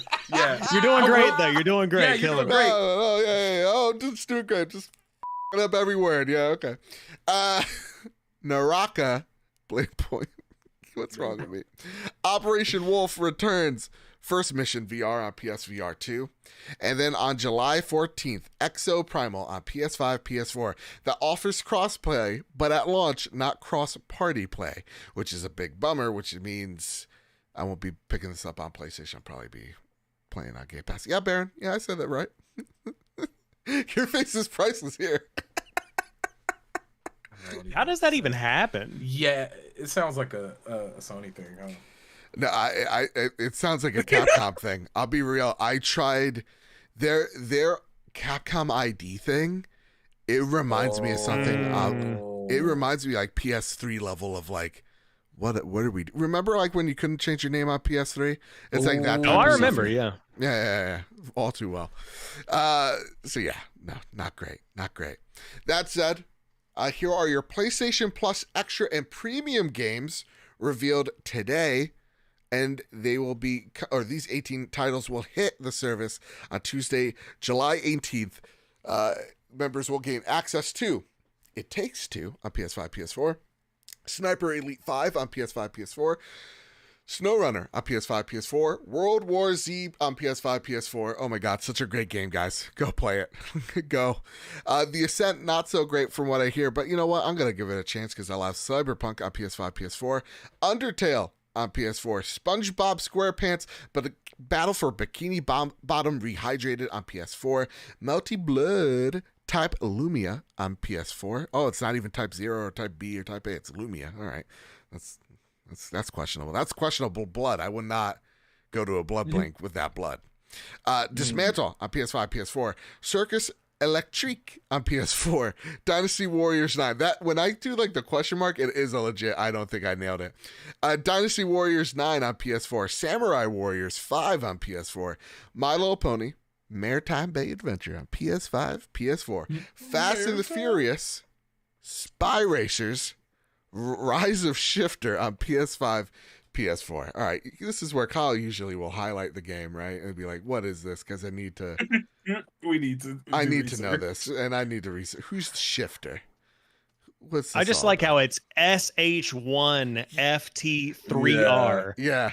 And it's like, And then I'm thinking about like the SEO guy that's trying to market this game, and he's like, "You want to call it what? You want to call it?" Okay, all right then. They could have tore up SEO with just spelling shifter. Yeah. Oh my god. Because there's nothing out there that's called Rise of Shifter. Like they could have totally ate up the internet. Yeah. All right. Well, Monster Jam Steel Titans on PS4, and for premium of July. Gravity Crash Portable on PSP. Twisted Metal PS1. Let's go. Twisted Metal 2 on PS1. That's my jam. And I will destroy anyone in Twisted Metal 2. I will send y'all to the grave. I know the bleep button doesn't work anymore for some reason, but I hope that was perfect. Right, no, that was perfect. Did you hear the bleeps? Did you hear the beep? Yeah. Oh, look at that. Technology worked on my side today. Okay. Green Gorilla Gamer writes, "Sub boys." So, kind of sucks. Microsoft won in court, eh? Oh, someone's a little salty. That's all I'm going to say on that. Moving on. This month's extra and premium titles have been announced, and when it comes to premium, we're getting Twisted Metal 1 and 2 as a promo thing for the new series. Shall we predict that August Essentials games will be a Gran Turismo related thing? After a year of having these new tiers for PS Plus, I would like to know, what are your top 5 picks from extra and premium that everyone should play, and they cannot be Sony published games? Oh, that's too hard, dude. That's too difficult. I would say this. I have to, because Kyle's not here, so I got to edit the question a little bit, Green Gorilla, with respect. Out of all the games here that aren't Twisted Metal or Gravity Crash Portable, what is the one game that excites you the most in this list? Baron, what say you, good sir? What's the game that piques your interest? If I'm not mistaken, Dismantle. I believe that's a zombie apocalypse type survival, top-down survival game that I've seen on PC, and I've been seeing it for a while. If it's the game I think it is. Okay. And I would say Dismantle. It is a game you're thinking. Yeah, then because I've been wanting to play it. I just haven't spent the money on Steam. But yeah, I definitely, that is a game I've been looking at for a while. Yeah, that actually looks really cool. Yeah, doesn't it look like old school Fallout? Yeah, it does look old school. Yeah. Fallout's a perfect way of phrasing it. Yeah, that looks dope. Yeah, right. So most people probably wouldn't have thought that one, but definitely go check out Dismantle. Yeah, absolutely. That could be a day one also on the service as well, because I've not seen that up until this point. All right, Sam, what say you, good sir? Out of all the games here, why is it My Little Pony Maritime Bay Adventure for you? I'm glad you asked. No, I'm just kidding. So I'm a weird guy. I like old games, and I like that kind of preservation element of it. And so while you were reading off the list, I was actually Googling Gravity Crash Portable. And I love the fact that one of the top thumbnails that pops up is the reveal trailer of it being on a PSP Go.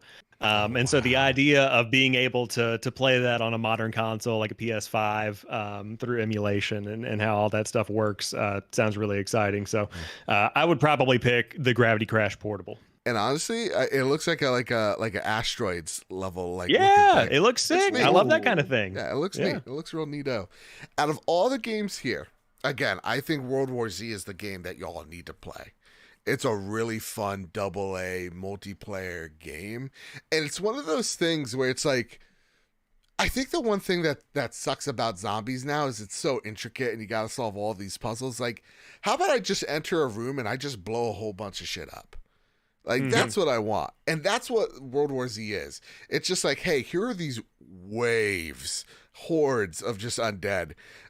You have time to plan up some defenses, but good luck and just have fun. And World War Z is a ton of fun, and I think y'all need to play it. And I love the success that game has continued to see. So good on it. And as a note, it's also got similar tech to Days Gone as well, where there are these big zombie hordes, but they're also, it's not you're just shooting a big blob. There are individual zombies you've got to aim for and shoot and aim for the head and stuff. So that tech in it's really cool. Yeah, it's real good. It's real good. Ghetto Berry writes, "Good evening, finer gentlemen, and even finer guests. Hello.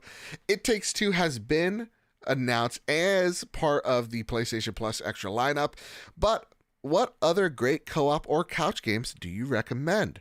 My delicious partner and I," oh my God, it was Hannibal Lecter vibes going on here, Ghetto. I'm getting scared.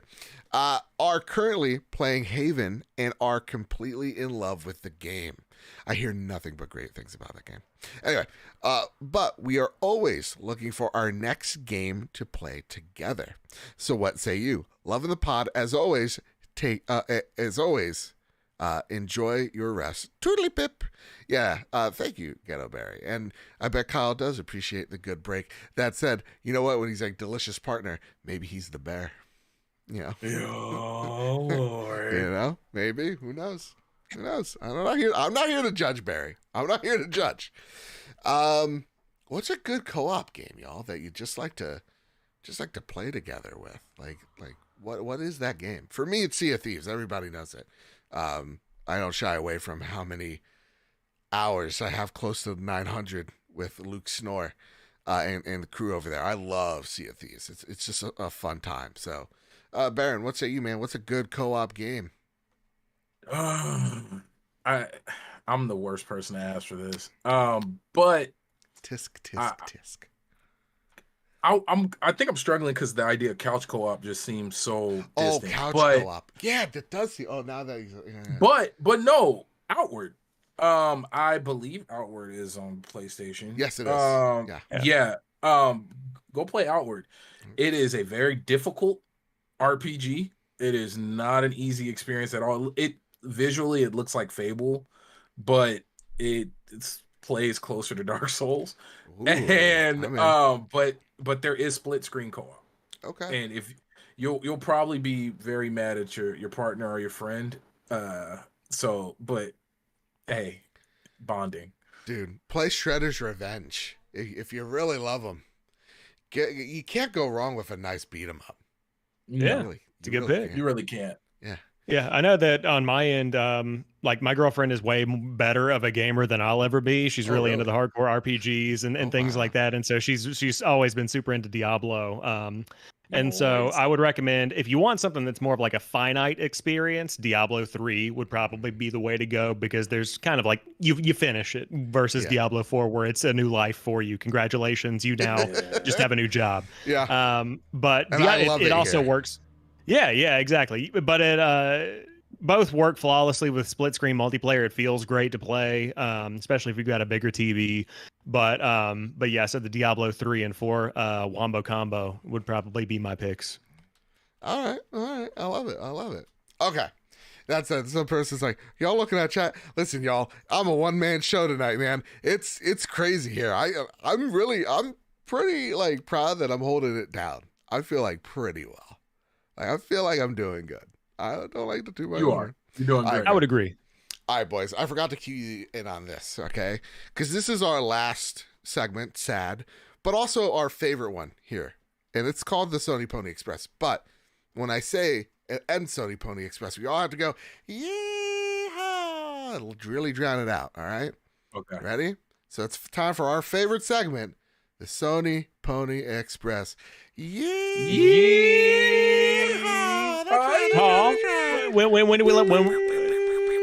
got guns going out? That's right. 6-shooter. There we go. All right, cool. Yeah, usually it's like we draw it out. We don't know how long. So it's just because how good Kyle and I are in sync with each other. We somehow end it at the same time. It's really wild. We don't plan Impressive. it out. It really is. Nice. That's how cohesive of a unit we are. All right. Cowboy Danger D writes, question for the Sony Pony Express. Yeah. It's been a while since I wrote in. I just finished Control. Amazing game, by the way. And while the gameplay and story was absolutely top notch for me, one of the most surprising features I had fun with was the photo mode. The atmosphere, the facial expressions, the environments all lead to some amazing photo mode opportunities. The same could be said for my favorite game of all time. God bless you, Cowboy Danger D. God bless you, sir. Your whole family, your next of kin, all of it. Ghost of Tsushima. So my question is simple. What are some of your favorite games to spend time in photo mode? As always, shiny side up. Love you guys. That's a big 10-4. Boop, boop, boop, boop. That's me beeping the truck horn because he's a trucker. Hey, Road Warrior. Appreciate you. That's right. Baron, I go to you, sir. No Man's Sky. Oh, just simple. Just nothing else. It's my background currently on my Xbox. You love it? Oh, dude. Are you serious? It was why I bought a PS4. That's awesome. I love to hear it. And have you been like a day one stand of like, I don't understand what everybody's yelling, hooting, and hollering about? Yeah, 100%. Like I got the collector's edition. I don't have the one with the ship. Yeah, but I do have the collector's edition for the PS4. Yeah, and with the art book, and I bought it. I'm getting ready to buy it on the Switch just to have the Nintendo physical. I didn't even know it's coming to the Switch. That's why. Yeah. So you must be excited for this little game right here. I'm trying to contain myself and act normal. I've been trying my best to be normal and not a complete weirdo online. Yeah. Yeah. No, I'm excited for y'all. I'm not like a big space guy. I know I love Star Wars, all that. I love Mass Effect, but like you have to have a good, strong fantasy element. If you're giving me like it's The Martian type stuff, it's like that shit freaks me out. The vacuum of space terrifies me. Have you ever laid in bed at night and you're just like, hey, at any moment the sun could turn off and I could just die instantly, or that like somehow the atmosphere just breaks and I just get sucked up into space? You guys ever think about that? Oh yeah. Okay, I'm not alone. Sam, what about you, man? Do you also kind of contemplate the end, or are you thinking about photo mode right now? What's your favorite game in photo mode? I mean, why not both, man? Let's do it both at the same time. So I love photo mode in games, and I love just kind of sharing the experience, especially on social media. Like I'll share to Twitter, Instagram, or whatever. But the one that comes to mind recently for me is Ghostwire Tokyo. It's got a lot of nice cityscapes, a lot of good shots there. I like the kind of synthwave isn't the right word, but like whatever that Tokyo aesthetic is. It's just got a lot of nice blues and pinks, some nice reflections in the puddles and things on the streets. So I love a good reflection. Delicious. So So I'm a big Ghostwire Tokyo photo mode guy. God forbid you see a ray trace reflection. You're losing it. Oh, God, don't even get me started. Last time I got that excited, I saw that bear from Baldur's Gate 3, and it was just over. It was you! Oh, my God. Broke the internet. How many times can I like this? Yeah, 8 different alt accounts just going through. Yeah. Oh, man. Yeah. No, for me, I love photo mode in any game. I actually get pissed off.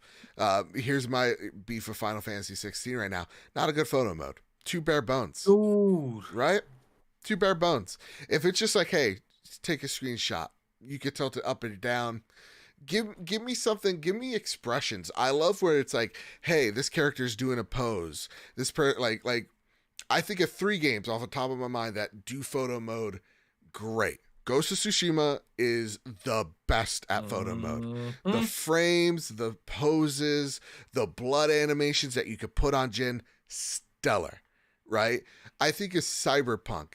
The way that you could position V, you go, okay, I like what this angle I have, but V should be moved up a bit, and you can actually manipulate it as such. Yeah. Chef's kiss. And then I think of Spider-Man as well. Again, all the just poses that you're able to get Spider-Man to do. There's just always something about just capturing. I mean, photo mode is just inherent to Spider-Man, right? Like where's my pictures of Spider-Man? Like, exactly. Yeah. It's just, it's so good. Insomniac just has some phenomenal photo mode. So I think those would be my top 3. And if I think of my like camera roll right now, it would probably be loaded with Ghost of Tsushima, Cyberpunk, and Spider-Man in that order. So yeah, that's a big 10-4 to you, Danger D. Bertos Maximus writes, good evening, gents. This here is a question for the Sony Pony Express. Yeah. Don't worry, you guys don't have to yell every time. Yeehaw. I like the aggression. I like the raw I like power. That yeehaw. If you had to do a weekend of a retro gaming, a weekend of retro gaming, which console would you pick up and which game? Mine would be a PlayStation 1 and the game would be Pandemonium. As always, stay safe. Keep bringing us the best podcast around. One of your many friends from across the pond. A toodly pip to you too, sir. If I had to bring any retro gaming thing with me, what would you say, Baron? You're chomping at the bit here. Easy. Oh, yeah. Nintendo 64, Ogre Battle 64. Fuck yeah. Easy. I got that like set up right now to where all I got to do is plug it into my old CRT TV that I got from GameStop. That's all I gotta do is plug that bad boy in and it's ready to go. What about you, Sam? I mean, like, hold on. Okay. Oh, Sam's getting something. Out of frame, the original Xbox is already hooked up. It's ready to rock. Much like you, Baron. Tank across the bridge. Yeah. I mean, I went to GameStop, or I went to Goodwill a couple of weeks ago. I got $10 CRT TV, and then I got I got an original Xbox because I have a stack of games that I just don't have the console for. And so I have this ready. So you're talking about a potential weekend of retro gaming. What you mean is like this Saturday, because this is just my life at this point. Yeah. So yeah. Let me bring out this bad boy again. I know this is a PlayStation show. But the original Duke controller, we still have this here. This one's kind of busted, and it's sticky for some reason. Don't know what that's all about. It's used. we've been in a. I'm like shaking my hand. Like, get that away from me. Funny enough, this question comes across as my brother and I are getting a big kick into retro gaming.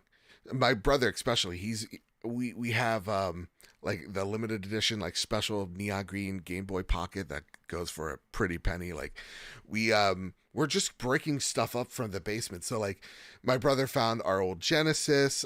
We found the old Xbox. We're still on the hunt for the old PlayStation 2. I got my PS3 behind me. I love collecting the consoles a lot. I don't know. There's just something about it. They're more like statues at this point to me. But I've been in this huge retro kick, just going to retro stores on the weekend, just going, oh, I remember this, and having those like memories. But if I had to pick one console for a weekend, just a weekend, dude, I'm going N64 and I'm going Mario 64. You can't defeat a classic, and Mario 64 still to me holds up so well that I just love it. But we also are framing it in a way that says that the 360 and PS3 aren't retro. And they are. And they are. And that hurts. Yeah. Remember the back pain we were talking about earlier, Baron? Yeah. They are totally that Sam doesn't have yet? I like that. I got knee pain. We're getting there. We're moving on up. I did not pick a game, though. I have to do a Need for Speed Underground 2. Yes. Yeah. So if we're picking consoles and games, I was playing this last weekend. Underground 2 still holds up wonderfully well. So that's my pick. Oh, yeah. Chef's kiss. Need for Underground, this whole series. I remember also the ones on like PSP. Excellent. All right. Hope stories. Una writes in with the last question of the night. Hey guys, hope you three are doing well. We're doing fantastic. So after I finished my session of GTA 4 last night, which I should be beating by tomorrow, I saw that only 5.2% of players have beaten the game on the Steam version, that is. So my question this week is that what are one of your favorite games that has a low percentage of players that have beaten it? And why do you think it's that low? That's interesting. I usually look at the completed rate while I'm like going for the platinum, because to me it's like a good gauge seeing how many people have actually beaten the game, but then going to see, it's kind of like along the way of like how many people have platinumed the game to see how achievable it actually is. So like the ones that come to mind that like are the easy ones are like any From Software game. Like you're talking, you know, your Sekiro's, you're talking your Dark Souls. But to me, I'm actually still surprised how low the Diablo completion rate is. And I'm thinking it's hopefully because people are just getting lost into how large that game actually is. But usually I'm just surprised how low the completion rate already is for video games. So most people don't beat their games. No, it's wild, man. It's wild. That said, I'm still needing to go back to Final Fantasy 16. I still need to find the time. Hopefully that's tomorrow. But like, yeah, that might be one I have to let go to the side because we got to do Nier for Patreon. But I don't know. What say you, Sam? What's a game that's on a game that you beat? I was gonna say Shelf of Shame. A game that you beat that has a low percentage rate. Yeah, I mean, two that come to mind recently that they're on Xbox. We have like the rare achievements, but they pop so frequently, like they really need to up the. Yeah, it's not really rare, but two that do come to mind. How do you feel about having the lesser achievement thing? You know, like. I mean, it is what it is. I like having the number, like the number of the points system, but I just like the dopamine hit of earning something in general. Especially when you hear that diamond go off. Oh yeah. But the two that come to mind, 3, right? A 3. What is this? 7. What are you talking? Like a 7. Oh God. Score. Yeah, hit me with the odd numbers, please. Let's just do it in increments of 5. But the two games that come to mind for me are Shadow Warrior 3 that launched. I can't remember if it was late last year or early this year. Yep. But super solid game. Like if people enjoy Doom or that kind of thing, it takes all of the humor from Shadow Warrior 1 and 2. 3 is just that on steroids. So that was one that not a lot of people finished. And then recently, Metal Hellsinger. I wrapped up Metal Hellsinger, and it was like super solid rhythm, once again, Doom style game, just because that's what I'm kind of into. And like, I think it was like a little over 5% of people had actually finished the final boss, and it's not super tough. But I think that speaks to maybe that indie / AA level, completion rate more than anything. But those are my two picks. Yeah. What say you, Baron? What's a game that you love so much, yet so little have beaten? I don't know the exact numbers, but I'm just going off the fact of how difficult the game was. Because I know for me, I put mad hours into it and I never beat it myself. Okay. Dragon's Dogma Dark Arisen. Good that pick. And then there was a game out there. I know it's super niche, but Massive Chalice. Okay. Yeah. Massive Chalice.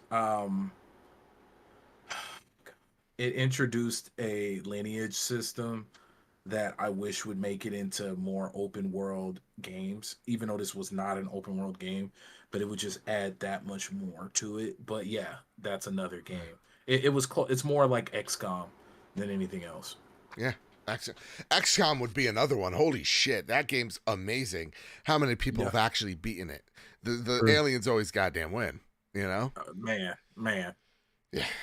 That said, guys, that's going to close it out for us here on the Trophy Room, a PlayStation podcast made by the players for the players. And I want to thank y'all, both of y'all, because listen, you're more of the Xbox-oriented folk, and I hope what we did tonight was offer a different perspective on a conversation that maybe you guys have been hearing ad nauseum. When it comes to the ABK stuff, I wanted to approach it differently, and I feel like we really achieved it here.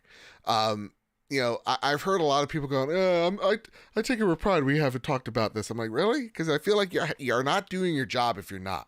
When we're talking about podcasts, we're talking about the things that, affect us as gamers. You have to talk about the thing, even if it may be like medicine. I feel like if it feels like medicine, you're probably approaching it the wrong way. And the one thing that I wanted to stress this too before we talked about it as well, and I kind of failed to, was that I think at the end of the day, what we're tired of is the social media amplification of things. Something has to live, something has to die, something has to win, something has to lose. And what I hope we offered tonight was there's this kind of shade of gray, this gray area that is actually where the truth lies. And we're all going to find our way there. We're just going to get there differently. So I want to thank my two guests here who did just stellar. I want to first shout out Baron. Baron, where can people find you? Where can people find your content? Take it away, good sir. Yes, you can find me over at LV1Gaming.com. You can read some of my great, in my opinion, well-written articles. Yes. And then you can find all, I'm podcasting and live streaming under youtube.com/LV1Gaming20. And on Twitter, everywhere I want you to find me, BaronJ67 or LV1 Gaming. All right. And thank you so much for coming on, man. I really appreciate your perspective a ton online. So I needed to bring you in here to share with the rest of us. Because again, like this podcast, it's not like a lot of others out there. We really do love to have the well-rounded conversations that you absolutely crushed it today. Thank you so much for coming on. Sam, where can people find your amazing work, good sir? You can find me on YouTube at JamPackedSam, Twitter, Instagram, TikTok, all of the socials at JamPackedSam, and I have the JamPack report that I do on Sundays. I'm also the new co-host on Project X Talk, an Xbox podcast. So if you PlayStation people want a taste of the green side of life, then you can come over and join us. Here. Where the grass is green. Listen, it's more than fine here. The trophy room is a warm and welcoming place. That's right. But no, I really appreciate you offering the invite to have a nice conversation about, like you said, something that's a big impact on the industry and ultimately on players, no matter what you play on. So. Yeah. And honestly, Sam, thank you so much, because there was this whole week has been so crazy for me that we had so many scheduling conflicts. And I'm like, I need what I was going to talk about with you on the Patreon show. I was like, it's going to correlate into the main show. I need to bring you on with me in here as well. And I honestly think we don't do like 3 hosts at the same exact time often, but I truly think we nailed it tonight. So listen, y'all may not have been Kyle, but gosh dang, you came close. So with that said, you can find me over at Mr. Badbit on Twitter. You can find me over at Mr._Badbit on Threads. Someone took my name there. And I will seek vengeance. And it shall be swift. It shall be furious. You can find this show over at PS Trophy Room on Twitter and on Threads as well. Same name there. No one took that one. You son of a gun, I'll find you. YouTube.com/@PS Trophy Room for the video version, and on podcast services wherever you find your podcasts. The most popular ones being Apple Podcasts, Spotify, Google Play, all those sorts of things. I want to thank everybody in the live chat for keeping it civil, keeping it kind. And with all that said, and with all that out of the way, you can find us over at patreon.com/PS Trophy Room. Support the show. It really does help us out. It really does keep the lights on. And now with all that said, with all that out of the way, everybody keep your wits about you. Keep hunting.